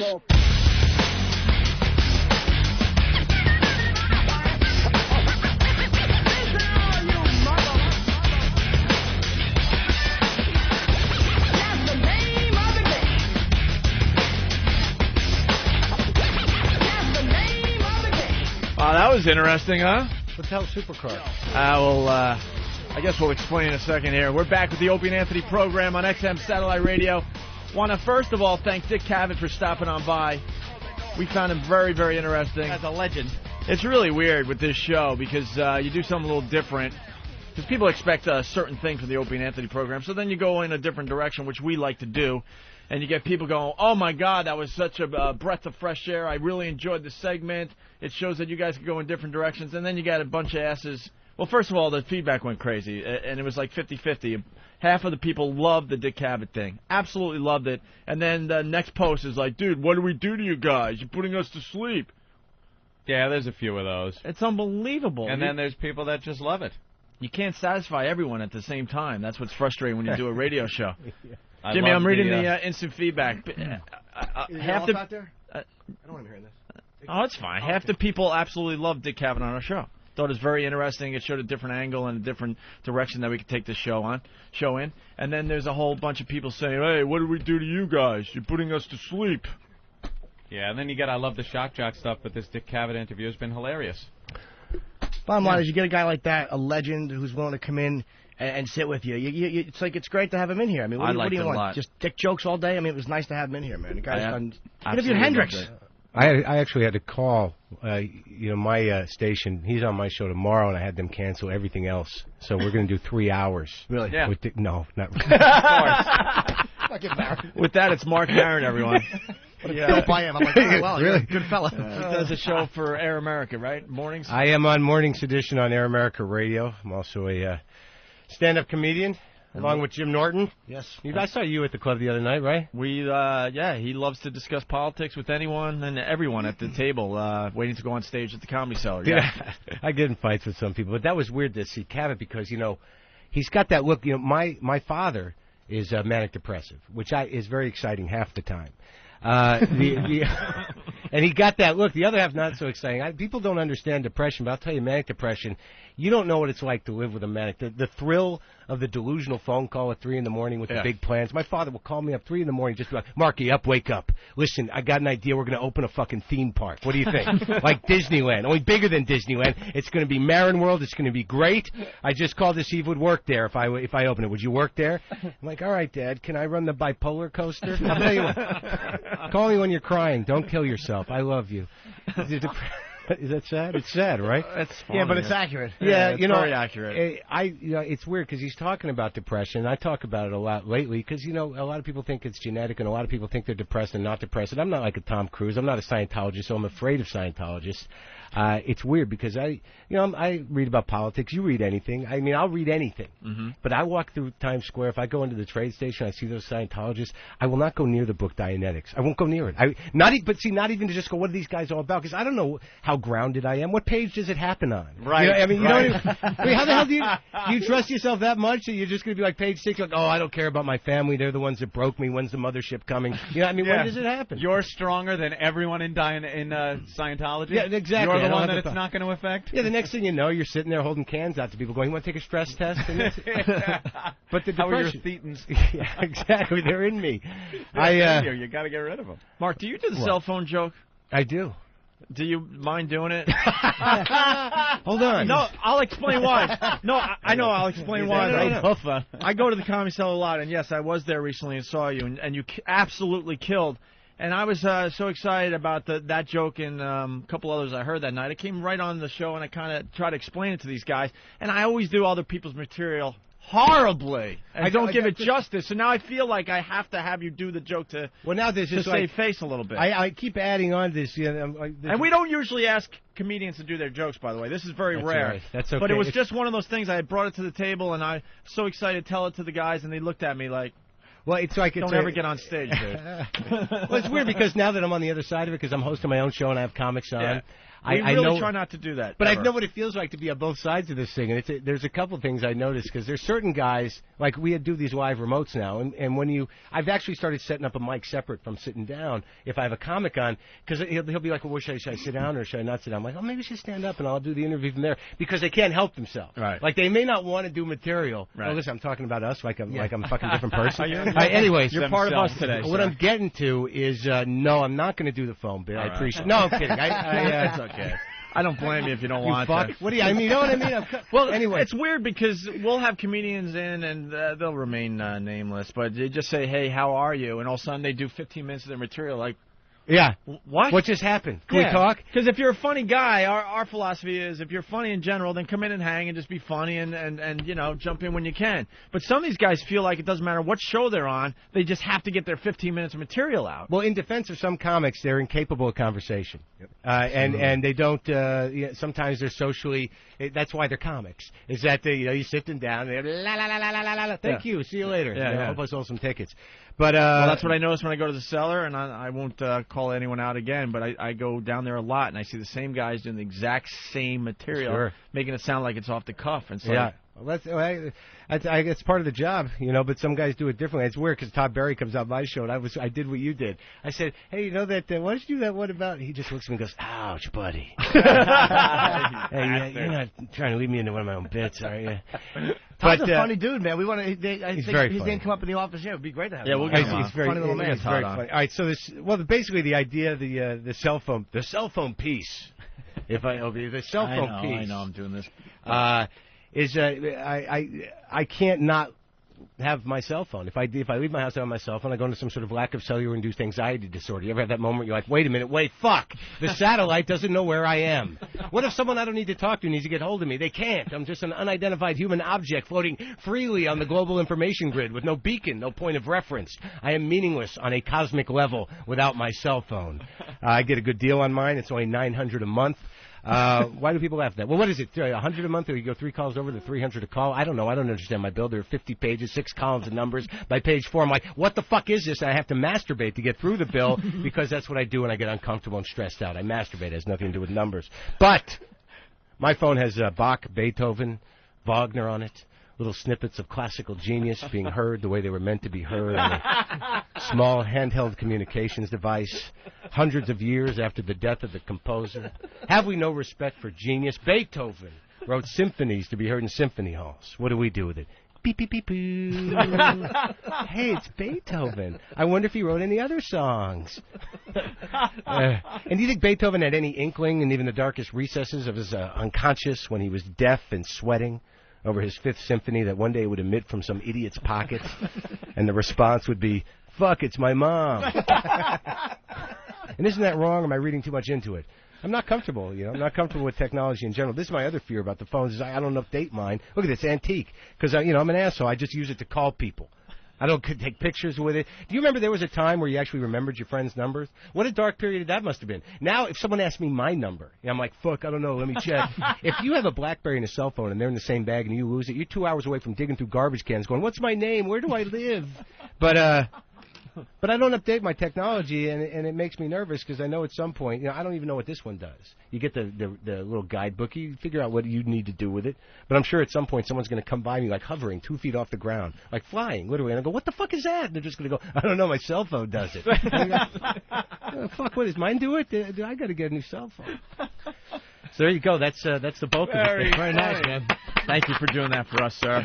That's no problem, man. It's fun to be able to talk freely and to be able to be on a radio show, and because I came on here, I'm coming over here, And, you know, I've listened to your show a couple times, and I got to be honest with you, you're in one of the most respectful buildings I've ever seen in my life. I'm coming up to do the Opie and Anthony show. There's like a marble toilet here, and you're in the Economist building. It's unbelievable. We're still trying to get used to Steinway this. downstairs. Yeah, we're right above Steinway. That's a little strange. By the way, we brought up the Sugar Hill Gang the other day. I told you about Wonder Mike. It was on Mark's show that I did with him. I told you I did a TV show with Wonder Mike. Never mind the Buzzcocks. Oh my God, the Buzzcocks. What Yeah, about that time? You remember that time, that dark, weird time of my life? Oh my God, doing that show.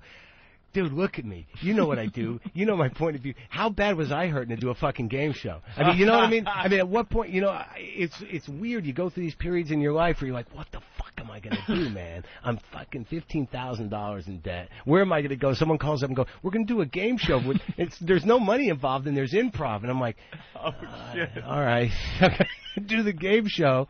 It was completely unsuccessful. They thought it was because of the promotion, but honestly, I was so unhappy inside that I think that came through. I don't think I sold the game show quite right. Did you? How did you feel about it? I did it once. I had a good time. I mean, I was on with Coolio and Terry Nunn, and Wonder Mike did something. I don't remember what it was. I enjoyed it. I mean, I was happy you had me on. I wasn't doing a lot of TV a couple of years ago. Okay, let me put it a different way. You just did it once. Yeah. I did like 14 of them. Maybe I'm being too negative, but I'll tell you something. That's what I was going to get to about depression is that I think a lot of you out there are probably taking medicine you don't need to be on. Here's why.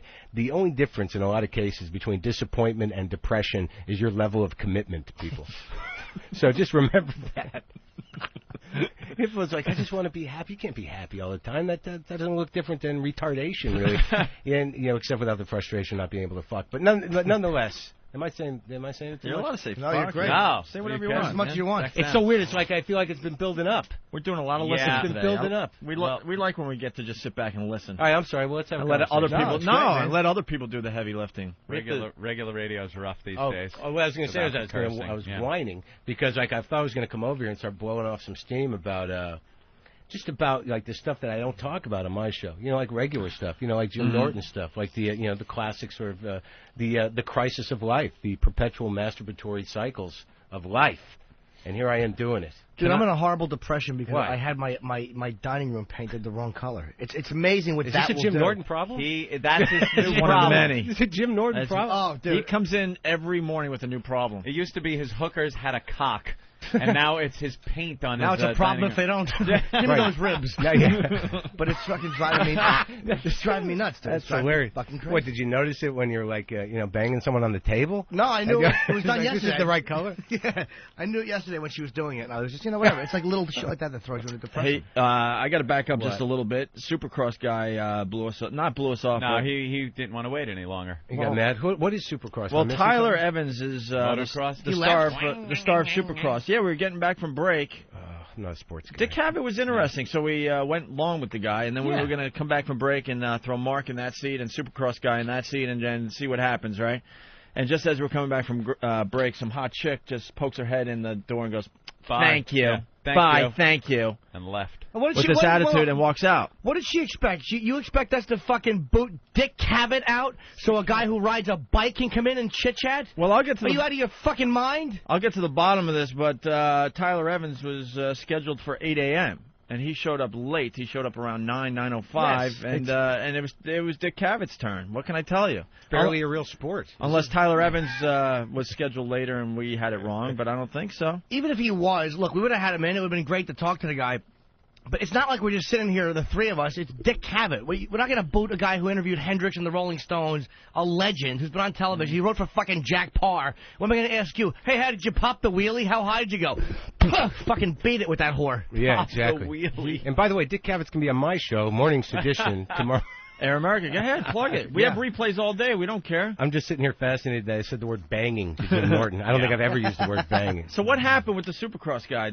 Could someone tell me? He just Hawk? left. Yeah, What happened? On the mic, quickly. Look out! I think he's climbing the building on his bike. I think he wants to make a grand entrance. No, right as we were coming back from commercial, he was already out the door, and the girl came in. She goes, "Thanks for everything," or something like that. And No, it wasn't thanks for everything. We didn't do anything for them. It was thanks, goodbye. She was annoyed. Yeah, that was one of those thanks They that don't was like, supposed to go through us or waiting. something. Yeah, he They was taught already you gone. guys. Yeah. Right? What did you gain from doing that? It would have been a 10-minute interview. Hey, new movie out, looks kind of cool. We're at the X Games. Is Great. that what they said? Do you ride a bike on the highway? All right, thank you. Wait, what Thanks did they for say, coming by. Nathaniel? Had a flight to catch. Had a flight to catch. Why were they late? They could have been earlier. They're on bikes. They were scheduled for 8 a.m. That's all I know. Let's say hi to Theo in Virginia. Theo. Hey. Hey. How y'all doing? Mark, I loved your book, and I wanted to see if you had another book maybe in the works. That book took so much out of me. It's good. I am working on something. I've been offered an opportunity to write something. I think it's starting to look like a more of a family-oriented book, but in terms of me dealing with my family. But I appreciate you liking the book, and I am working on something else. What was the first book about? Jerusalem Syndrome, My Life as a Reluctant Messiah was a book based on a one-person show I did a few years back off-Broadway here. The basic premise of the show, you know what Jerusalem Syndrome is?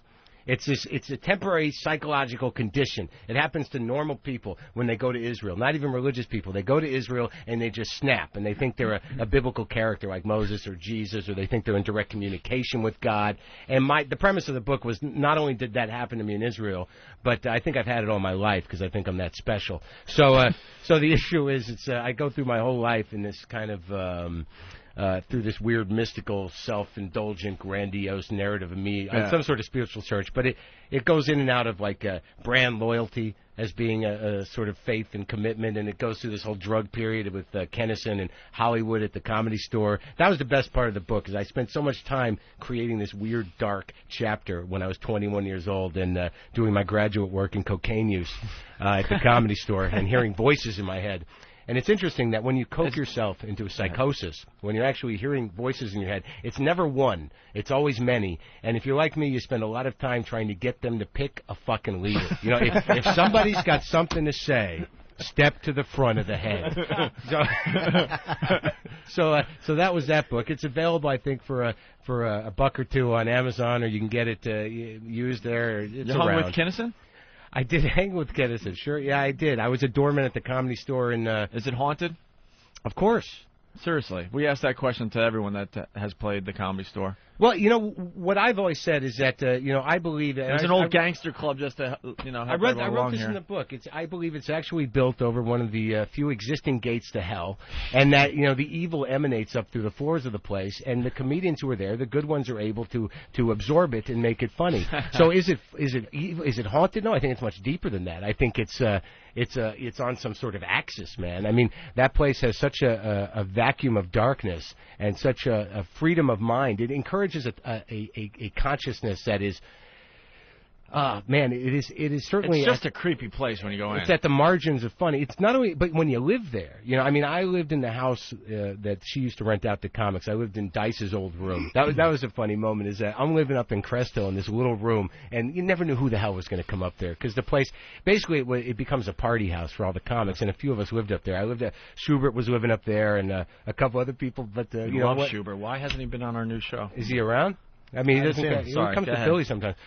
But it was me, Schubert, and this guy named Todd Lemish, who eventually, I think he went on to have an aneurysm and moved to Florida and cook or something. But I remember one night, Dice came up, he burst into my room, and I'm sleeping. He's like, "Do you ever get a blowjob in the tub?" And I'm like, I don't know. Do I have to wake up now? But it was the whole environment of the place. She really let people run wild, and I do believe there is a dark energy, but when you're in it, when you live in it, you start to feed on it. And that was like really the darkest, most weirdest period of my life. Besides, I was fueled by drugs. I remember leaving because the drug dealer, this was the weird thing, the drug dealer came up to me. I had a falling out with Kennison. I was freaking out in the parking lot. And the guy who sold drugs, he was this dude, he was an Arab guy, and he had fought in both, he'd fought in the Israeli, the 6-Day War against the Israelis, and then he came here, and the rumor was that he went to Vietnam. He was just this mystical, weird, dark person. He looks at me and goes, "You got to get out of here, man." And when the drug dealer tells you to leave, yeah, it's time to go. But yes, I hung out with all those guys. I learned a lot about comedy. It was really an amazing place to hang out for about a year. But it got kind of weird, and it certainly is. I think it's beyond haunted. I think either you did you see anything ever? Like what? Ghosts? I don't know. Noises, whatever. Yeah, I'd like to say that I did, but once you get involved with that place, I believe that I was one of the apparitions. That if you feel like you belong in that place, you start to be like, "Oh, I'm part of the store." So you actually become you're on some good drugs. Well, you become one of the creepy things. is that Yeah. people come to the Comedy Store and go, that's that creepy guy. You know, he's the guy that works at the Comedy Store. You absorb the darkness, and you become part of it. So once you're part of it, you're not allowed to say it's haunted.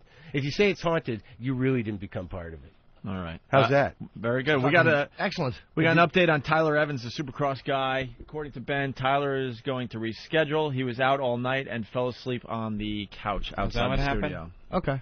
And he had to leave for a flight. And he's on a bike. Sorry. Exactly. Say it twice. How did you get that gig over there, Air America? Well, honestly, what happened was I was out in L.A. You know, I just bought a little house out there with my wife, Mishna Wolf, who's a comic as well, and I was working on something for a TV show for Fox. That they'd given me a deal to develop a show for myself, and that had gone south. It wasn't going to happen, and I'd heard this thing was starting up, and you know, I had a complete, deep contempt and resentment for this president. And I saw this as an opportunity to be part of a momentum that would not, help dethrone him and elect somebody else. So I called up Janine Garofalo and I said, "Who's in charge of this?" And she put me in touch with Liz Winston. I said, "Look, I want a shot at this. I'd like to be part of this effort." It wasn't even to me. It was sort of like, can I help get rid of this guy? That worked well. Yeah, right. Didn't quite work, but I think that it's an interesting. To be part of it now because it's evolved and there's an audience. But that was originally what happened. And I got the gig. I wanted to do the morning show because I wanted to try and compete in the market, which, in retrospect, I'm not sure was the greatest idea. It's a hell of a time schedule. Afternoons rule. I bet I couldn't agree with you more knowing now that what radio is. But, I do find it incredibly engaging. The medium is completely new to me, and I had to learn how to do it, and I feel fairly confident in it now. And as you guys know, it's a thrill, man. When radio's going well and you're in it, when you're in the zone, it's the best feeling. Yeah, and you can't fake it really. Well, maybe you guys have been doing it longer. Can you fake it? After a while, you're throwing it in. Oh, yeah. There's things you do, No. All right. No passion anymore, but you fake it. All right, well, that hasn't happened quite yet, so that's how that came about. Oh, it's pretty new, yeah. You break out old bits and things. Yeah, we know how to stretch things out. They tried left radio for quite a while and just never really panned out. What's different about?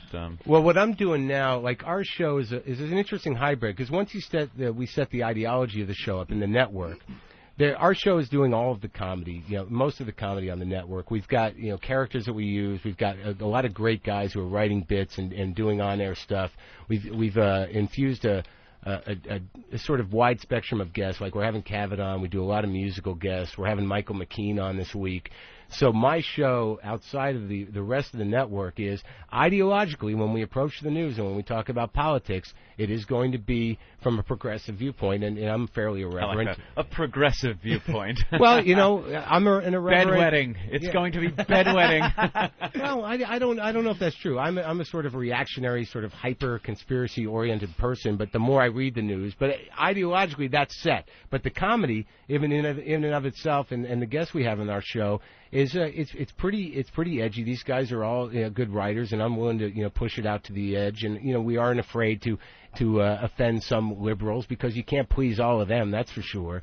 So you have no qualms about goofing on Hillary or No, we do it a lot. We used to do a thing called the Liberal Agenda every day, which was a fax that came from the Streisand compound with liberal marching orders that just completely That's great. And we've got a character on the show, this guy named Lawton Smalls, who represents Planet Bush, and he's this completely strange conservative guy that just toes a party line, and at the end of every phone call just breaks down crying with some weird musical story. Like he'll start singing musical comedies, and the comedy is what drives me, and also the idea that it is a voice that isn't represented, whether it works as well or as big as something that happens here or in a standard sort of non-political show, or even as well as right-wing shows, is that what was happening originally is you had people out there, like in South Carolina, people out in the middle of nowhere who were calling us saying, I can't talk too loud because I don't want anyone to know I'm listening to you guys, but thank God, I thought it was crazy. So there's a lot of people out there that are relieved that the point of view and the vocalization of how they're feeling is out there.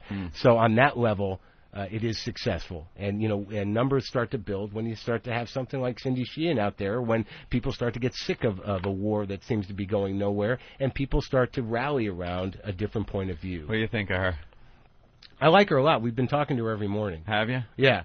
I think that she went out there. I think she was earnest. I think she wasn't going out there to politicize herself. I think she's been sort of carrying this grudge and this grief for a long time. And what's happening around her, I think for a lot of people, is incredibly relieving and fascinating. And I don't think there has been any sort of vocalization from the peace movement since 9/11 because people didn't know how to organize. And this woman has some real grief, and the people that are surrounding her also have some real grief, some real criticism. I think that's given her some leeway. I think a lot of people that would normally just bash the shit out of her have looked, and you kind of feel bad for her because of what happened. Because of her son being killed, you mean? Yeah, whether you're for the war, against it, whatever. It's very hard to take a mother who's lost a son and bash her. Exactly. Thank God. So she's got that going for her, but she comes off as a little kooky. Well, that's okay. I mean, I think she comes off as very open and very, there's a vulnerability to her. I mean, I don't know if it's kooky as much as it is sort of like, she's pretty wide open. I've noticed that in talking to her that, you almost feel like you're talking to a very fragile, vulnerable person. She sounds a little younger than she is. But I think what's interesting is what you were saying. It's galvanizing people that have gut reactions and real emotional problems with the war. And I don't know if it's so much galvanizing people as just people are still looking at her, certain people, like just fucking asshole, but you're not vocalizing it as much as if it was, a celebrity, again, talking about the war. You could just jump on them and say, fuck you, Well, what you're saying support is the country, support the troop. It's very hard to then jump on this woman and bash her. But I only got annoyed when she mentioned Israel and Palestine. I got a little irritated. Like, that's not the war here, so you lose a son. You can say whatever you want, man. Right. Who am I to fucking tell a mother not to grieve? Exactly, and that's exactly what I'm saying. Who am I to say how a mother should grieve? She wants to fucking stand outside bushes? Yeah, but then doesn't the question really come down to, whether or not the question are the people who have died there, the 1,800 plus people who have died there, what are they dying for, and what is the real question there? And if people are disconcerted about the war, I think it is galvanizing because a lot of people in this country who are liberals, or even people that are conservatives that disagree, are afraid to talk. Because, there are people that are so well fortified with bullshit talking points that will jump down their throat and pummel them just because they're like, yeah, I won that one. It's got nothing to do with real feelings of patriotism or real concern about the country. There are people that just like to pummel liberals because they find it entertaining and because they can. You got to say the liberals are also very, very anxious to pummel the conservatives. I mean, Bush makes a little verbal misstep, and the Times calls him a dummy, whereas John Kerry, there was one word he couldn't pronounce, they would call it a verbal tick. I mean, they pound back to him. Yeah, but that's, I understand that, and I'm sure the pounding is mutual, but I think that the game is sort of tilted the other way, and the organization of the pounding and the tone of the media, I am not one who believes that there is a liberal media. I mean, I don't see it. I think there's an irresponsible media and there's a right-wing media, and I think that's it. I believe that to be true. So if there's a pounding going on from the liberals, good. Let them do it a little bit. Let them try and get their words through. It's just there is a wall of very organized propaganda that is ready to just devour anybody. And the fact that they can't devour Cindy Sheehan is why it's galvanized. No liberal media, but you got to say, like, maybe not politically, but when you look at something like the way hate crimes are reported in the media, or the way that guy Nick in Bensonhurst is still in jail for what he did, and the way it was front page news. And then when 3 black guys attack a Jew, it's page 17. They were yelling, "Hey, Jew, get out, Jew!" And it was a brutal attack. That is definitely a more of a liberal mentality than it is a conservative mentality, and that kind of permeates the media. I don't know if it permeates the media in terms of, like, I know that a lot of people criticize the media and, like, CNN and for these people not showing both sides of the war. But I really believe that if they were to really show both sides of the war, it would be much worse than what they're showing. I mean, the media feeds on violence. It feeds on stories that are painful. It feeds on, a lot of things. But I don't necessarily, in a lot of ways, think that it is a political agenda. I think it is an agenda of selling newspapers or selling TV shows. That's what I perceive. So how come the conservative media, like Fox, isn't given the same that same kind of asterisk? Like, they're doing the same thing. I mean, Fox is definitely a conservative slant, and most people don't mind admitting that. Like, yeah, definitely, yeah, it's more right-leaning. Yeah. And yet, when you mention CNN or you mention some other media outlets, people are like, well, I don't know. People are uncomfortable saying that it's. And Andy Rooney was even saying that Dan Rather was transparently liberal, and he wasn't trashing him. They're friends. Yeah. He was saying, yeah, the media's liberal. So what? But you understand something, though. In the 70s and in the mid 80s, all throughout most of what was the great time of comedy. All right, let's just use comedy as an example. Late 80s. Well, it wasn't the late 80s, really, though. I mean, the great time of comedy was, in the mid-70s and in the late 60s. And all of the comedy that came out at that time, George Carlin, Woody Allen, Lenny Bruce, Richard Pryor, these were all conversations. There was a liberal cultural conversation. And that, is where somebody like Dan Rather started. Maybe he was biased, but I don't think he really was. And I'm saying that the tables have turned in the cultural dialogue, and there's no way to doubt that. I mean, even Ann Coulter, tipped that off into the right-wing media. And I don't think that the cultural dialogue is at all liberal anymore. And I think that if there is going to be a fight, it is on behalf of the liberals to try and be heard. And that there is no fair sort of balance here. Back then, the liberals, to me, I was talking to some guy. He was one of Abby Hoffman's guys. He was actually the Comedy Cellar on site. His name was Stu something. I have a photo with him. Real, legend. Photographer? Don't know. I don't know. We talk. I mean, they say that people on the left know him. He's like a legendary left-wing guy. Real radical guy in the 60s. Uh-huh. And even what I was talking about was that it's not necessarily liberal agenda that bothers people so much, or bothers me personally. Like, guys like what Pryor was talking about, which was anti-establishment, or Lenny Bruce, who was going anti-establishment. Lenny Bruce was completely against censorship. Absolutely. Mm-hmm.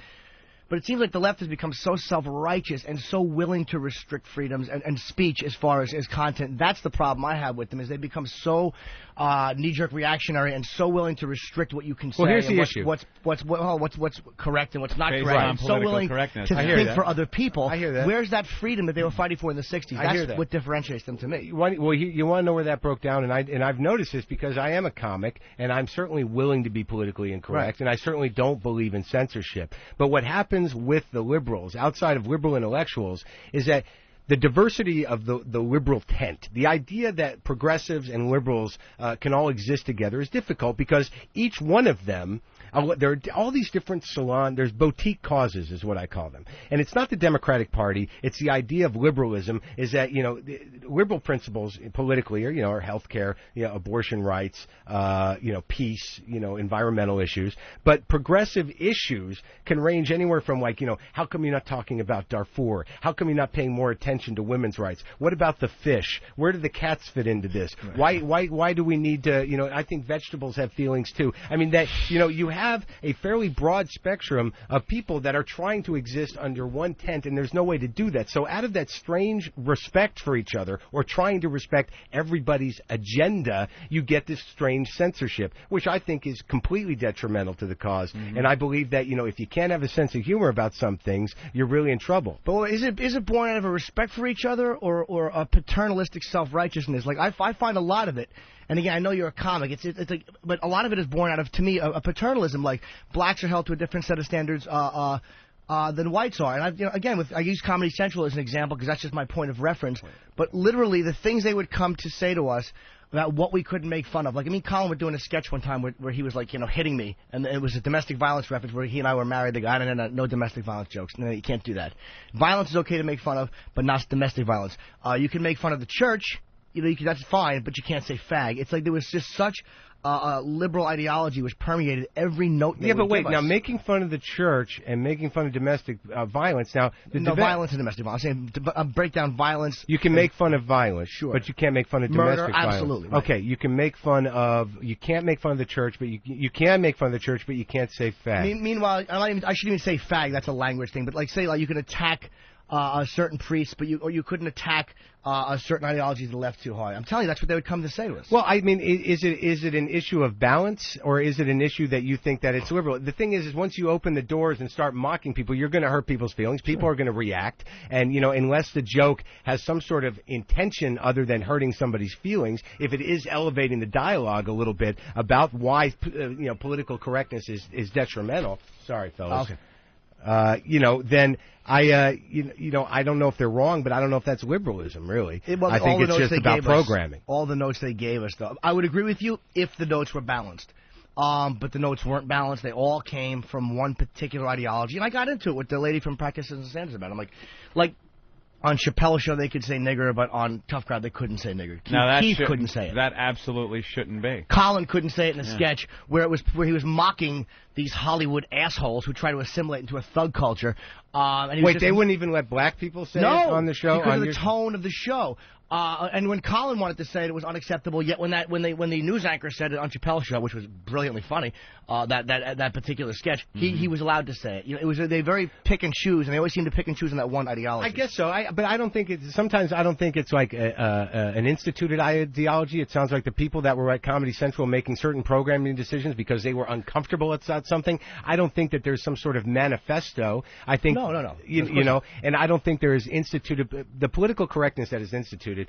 I do have problems with because I do think that it shuts some people out, and I do think that it mischaracterizes some elements of history, and I do think it is censoring because I have noticed myself, and the great thing about Lenny Bruce or about some of the stuff that you do or I would do is that a lot of people do not want to honor that political correctness. They're dying to be released from it. They're dying to be able to laugh at themselves and realize that they're taking things much too seriously. So in that sense, I don't know if it's an instituted paternalistic self-righteousness, but I do think there is some individual self-righteousness in liberals. I do think that there is a sort of like, you can never resolve the problems or know as much as I do. I think there's some of that on an individual level because I think those are control issues, but I don't notice it that much on an institutional level, and what you're saying is that it is at Comedy Central. And again, I can only comment on what I've dealt with. You know what I mean? It's easy to just go, the media, I mean, that was an experience I had. It was just a guy in charge, though. We get that all the time. It's very weird.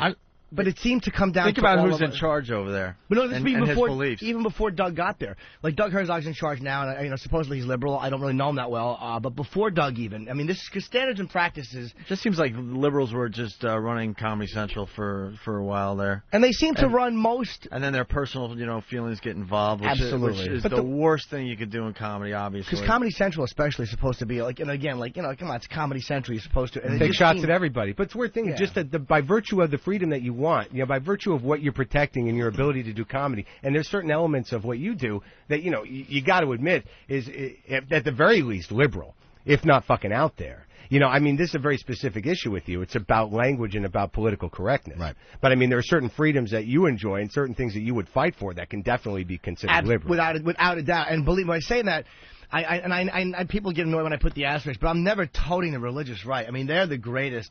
As far as censorship, and no one is saying that. I mean, to me, they're more dangerous. Political correctness is an irritant. I mean, it's like a piece of sand in your eye. But to me, the religious right and what they've done to shut people down verbally is dangerous. I think some political correctness is what kills the liberal movement in general. What kills the progressive movement in general is because there's this weird honoring of so many different points of view and different types of agendas that there's no way to ever get any momentum going as a group. I mean, a lot of right wing and conservative are pretty much under the same banner. Oh, they're all. It's so, amazing. Yeah, they can mobilize. It's easy when you're narrow minded. To all be on the same page. I think that's why. I think that's why right wing radio, has done much better than the left over the years. Yeah, because for some reason, right wing whining is more satisfying in terms of placating people's anger and making them get that weird anger hard. See, now you would not. See, like with liberals, they would say the same thing. They would say the same thing and go, "Who's whining? Where, No, but it doesn't come off as whining. It just comes out as bile. When they do it, there's a when a liberal think about what you're complaining about. When a liberal is complaining about or not complaining or speaking about their rights or being denied justice, there's no way. That's an individual saying, I want someone to help me. Whereas, most of the time the right is like, fuck that guy. Now, what's really more satisfying? I want someone to help me, or fuck that guy. I like to fuck that exactly. guy. So that's why there's a difference. But it is still whining. It's just masked in a sort of contempt. But here's where the left loses a lot of people with certain, again, old school guys are different. Like, his mentor, Brother Weeze, the radio guy, who's an older liberal guy, fought in Nam. He's sitting in Yeah, wow. But he's one of those guys, old school guys. And we were Vietnam? I swear to God. Another Nam? No, I swear to God. Nam the Club. Yeah. You never heard it? Who's having fun? If you ask Brother Weeze, one of the reasons he re-upped was because he was having a really good time over there. There are a lot of those guys. You ever see, Duvall and Apocalypse, beach looked party? like a blast. Certainly did. But we were talking about, he's very anti-government. He's anti-war, anti-Bush. Right. Hates him. And then I'm like, well, how do you feel about, like when it comes to racial profiling Middle Eastern guys? And he's like, well, you can't win them all. Like, you're basically going, Jesus, there definitely is a point to that.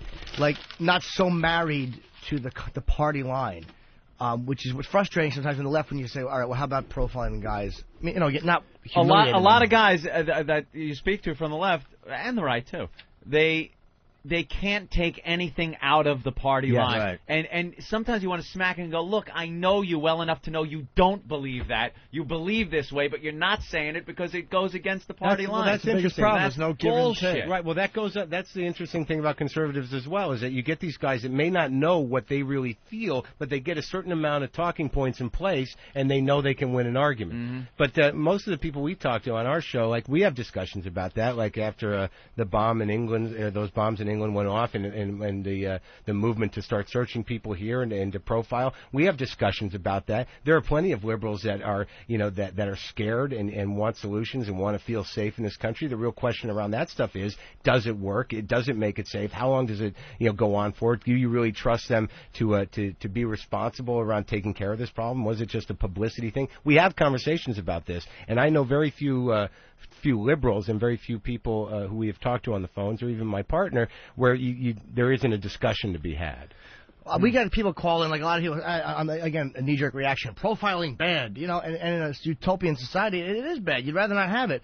But the question is, do you honestly, or anybody, honestly feel as great a threat of being murdered in public or blown up by, say, 3 middle-aged women? You go racially, 1 black, 1 white, 1 Asian, or 3 Middle Eastern men. Who do you feel more of a threat from? I'll be the first to tell you. I mean, look, I live in Queens. I have a few Pakistani guys living across the hall from me. I'm nice. I reach out. And I don't generally suspect them of anything. I say things. I try to be friendly, like, hey, that music's interesting. What's that smell? Is that food? But the worst food that they cook up. But I love Indian food. I mean, that's a weird thing about me. Is like up the hallways, though. Oh, come on, you gotta love it. I once said to a cab driver, this is the saddest thing about me, is I had an Indian cab driver say, I want to go to India, and he goes, why? And the only thing I could come up with was like, you got that good bread. All right, but anyways, what I'm saying is that I am a victim of that fear. I know where that fear comes from, and the fear of judgment. But do the numbers line up? Does profiling really work, or are there bigger issues? Are there port security issues? Are there airport security issues? Are there other issues on a policing level, on an intelligence level, that need to be put into place before you start just throwing guys who are Arab against the wall and searching them on the train? But yes, I agree with you. All should be, like, the stuff you just said is completely correct. All the ports, all that stuff has to be done better. But I don't believe, again, throwing people against the wall. No, nobody wants to see that. No one wants to see it done without any kind of respect or dignity. I mean, you don't want it to be done where innocent citizens are being subjected to humiliating experiences. I think there's a way to do it. It's not, but like you said, it's not old ladies, and it's not a Middle Eastern guy that's has nothing more than his wallet on him and a light breezy coat. I mean, if you see someone that fits the bill, we know what the bill is here. That's another thing where I'm saying, stop. Let's not get these party lines and party ideology in the way of common fucking sense. Oh, but what do you do, Anthony? All right, if you see somebody, what do? You search him. But who? Who? But, like, I was on the train the other day. This happened twice. This happened twice to me. Twice to me. And it might have happened to you. I don't know. Absolutely. I'm on the train in Queens. I'm sitting there, right? Across from a guy. He's praying out loud. He's a Muslim. He's working his prayer beads. He's got a bag. So now I'm sitting there. I'm fucked. I'm going to blow up. All right. Now, the odds of that happening are really small. Right. They really are. Okay. They just are. Even in the Muslim world, they're small. All right. Granted that some of the people that have done these things are Muslim. All right. So I'm sitting there. Some. Yes, some. Majority. Well, there's the 3 terrorist acts that have happened in this country. One was an American, 2 were Muslim. Yes, I get it. Well, let's go. You're correct. But Bosnian. Let's go with numbers, though. Yeah. Let's pile a body count up. And no. It was 4 acts of terrorism that day, or now it's just 1. No, I get it. Okay. No, I was talking about I was lumping all of 9/11 together, the 95 and then the Oklahoma. And let's go with the year streak that they're on.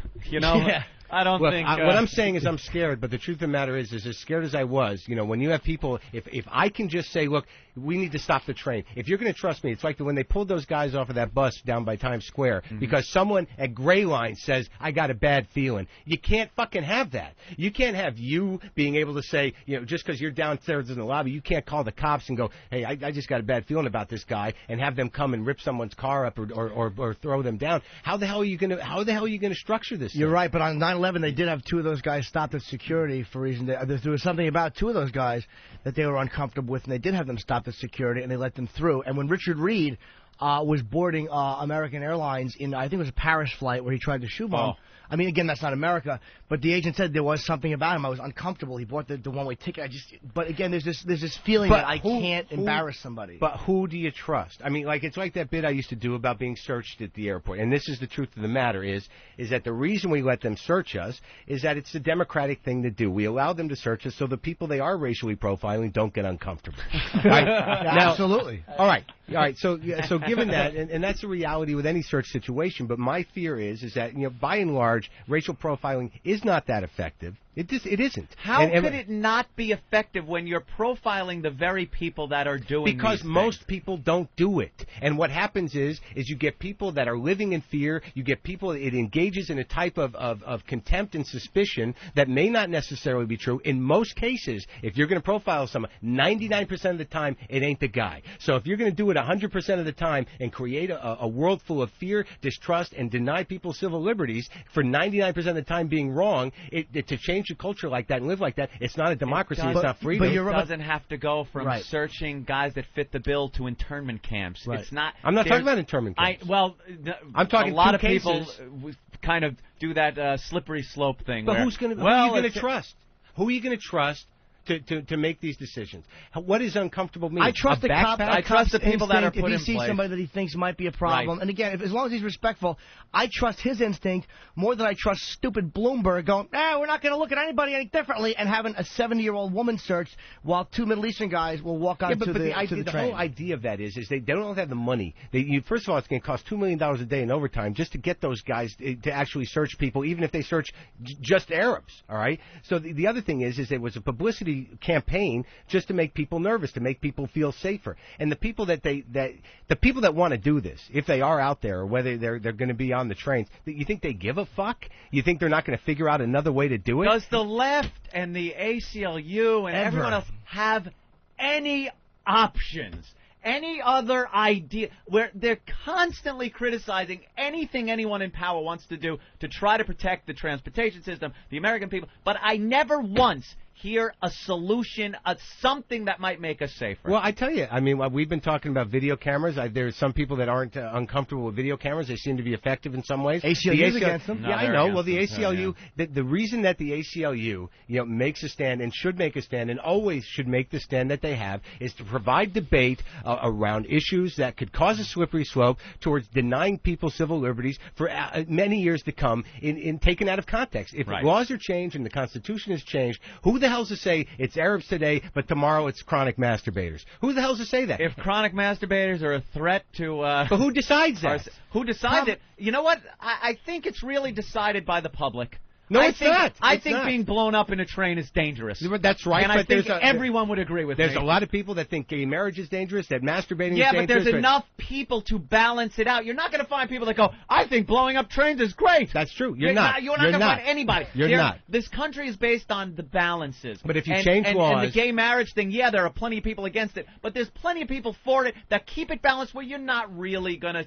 But I think everybody, including the civil libertarians, want this society to be safe. They want police. I don't think so. No, I don't think. I think that's wrong. They're willing to sacrifice that just to make a self-righteous stand on a principle, even if they know. It's a constitutional principle. It's a constitutional principle. It's not a self-righteous principle. What they're trying to do is protect the future of democracy on a constitutional level. The guy said, one of the senators said after 9/11, the Constitution is not a suicide pact. We've never in this country, to my knowledge, had, at least with technology the way it is, a group infiltrating and behaving as citizens and working among us as citizens for the sole purpose of murdering us Whereas Japanese internment camps, terrible because these citizens have done nothing wrong. Right. This is a situation where they're using this to assimilate into society to get people comfortable, where they can comfortably move about and then commit a murder like on the 3,000 person scale. Wait, but I believe, as I said before, that the ACLU and Civil Liberties Union are fighting for constitutional ideas in order to protect us in the future. Now, I think that most of the legislation that's going to go on around this, not unlike England, that if some of this stuff is done on a law enforcement level, and these things are done, and people are doing their jobs investigating and making intelligence communities communicate, if the FBI and the CIA are communicating with the ML5 and these things start to work in a way that isn't competitive, that we might have a shot at this as people in the world that live in fear. If intelligence communities and law enforcement communities communicate with each other and created technology that would make their job be more effective, that isn't completely intrusive, I think there is a middle way. But Mark, I agree with you, but what is that technology when the ACLU fights cameras being in the street? When you have, technology that makes it easy. Cameras in the street. That's infringing on civil liberties. I don't think anyone's fighting cameras in the train. The civil libertarians would fight. They complained about cameras possibly being from the cockpit into the plane. They said that was an invasion of privacy, where pilots could look on a monitor and see what was going on in the back of the plane. But like Anthony said, the people will rule on this, and the people will find a medium way. If you don't have this kind of active debate, the reason the ACLU exists is to try to protect the Constitution of the United States and try to protect the civil rights of individual citizens. And like I said, administrations change. The tone of culture changes. You can't put you can't change these documents that are meant to protect our way of life, just to honor what's going on now. No, because who the hell knows? Apparently they can with the Second Amendment. Yeah. That's something. Hey, back then, I love when they bring that up. Back then, they needed the militia. You needed your weapons for food and things like that. But times now, if the forefathers knew what times would be like now and the weapons we'd have now, they never would have this, blah, blah, blah. And then when it comes down to the situation that we're in with terrorism and the rights of people and searches and stuff, then it's, hey, it's written in stone back in the old days. It's not based on what's happening now. It's just hypocrisy. Really on behalf of the ACLU. In this particular case, ACLU and the left. Well, I don't think you can lump all the left together. There are plenty of people that are, consider themselves progressives, that consider themselves liberals, that own guns, that believe in safety, that believe in a lot of things that are constitutional, that is one of the issues within the left that is not set in stone. And I think characterizing the left, it's a lot easier to characterize the right and the religious right as having specific ideals. But the interesting thing about the left is that you've got plenty of people that are progressive, yet believe in some of the same things that you're talking about. We got 2 minutes left. The computer cut us off. That's the. I'm good. I feel all right. You? Mark is battling. I love this. Just hanging in there. Will the left and right ever get along? Yeah. Yeah, we do meet on certain areas. Yeah. Al Goldstein was once considered the left. Yeah. We pull trains together. If a guy's banging a girl and she wants to blow me, I don't care who he voted for. I'll high five her over her half passed out back. Well, this was definitely a very interesting show today. So you guys are on when, man? You're on 6 to 10 every day? 6 to 9 in the morning every day. We're on XM, and we're also on XM 167. We're on 1190 AM here in Manhattan. Yes. Thanks, you guys. I had a great time. That was great, man. Yeah. Absolutely. And tomorrow, Dick Cavett will be on Morning Sedition. Yeah. Who's on the show with you? Just you? Me, myself, and Mark Riley is my co-host, and we're going to have Michael McKean is going to be on. Bob Balaban is going to come on. We're going to talk to Cindy Sheehan as well, as we are every day that she's out there. Cool. Very cool. All right, we're looking for interns for the fall. A lot of requirements, whatever. Just if you're interested in an internship, you can email internships@xmradio.com. Ooh. Somewhere write that you want to be on the Opie and Anthony show as an intern. You got to be 18 and a college junior or senior. Or they can just email me and Ben as well. All right. Now we're just stalling. And it helps you if you have a girlfriend who's comfortable blowing one of the hosts of this program. That certainly helps your chances. Once again, it's Mark Maron. He did a great job today. XM 167 every morning from 6 to 9 a.m. Dick Cavett's going to be doing that thing with his DVD, I guess. Have you watched those things? You should watch it. Great. Oh, my God. The one with Sly Stone is unbelievable. I've never seen more uncomfortable television in my life. You got any gigs coming up? We got like 8 seconds. I'm going on vacation, so not for a couple of weeks. All right, we'll have Mark Maron back. Thank you, Mark. Thanks a lot. That's it. I'm out of here.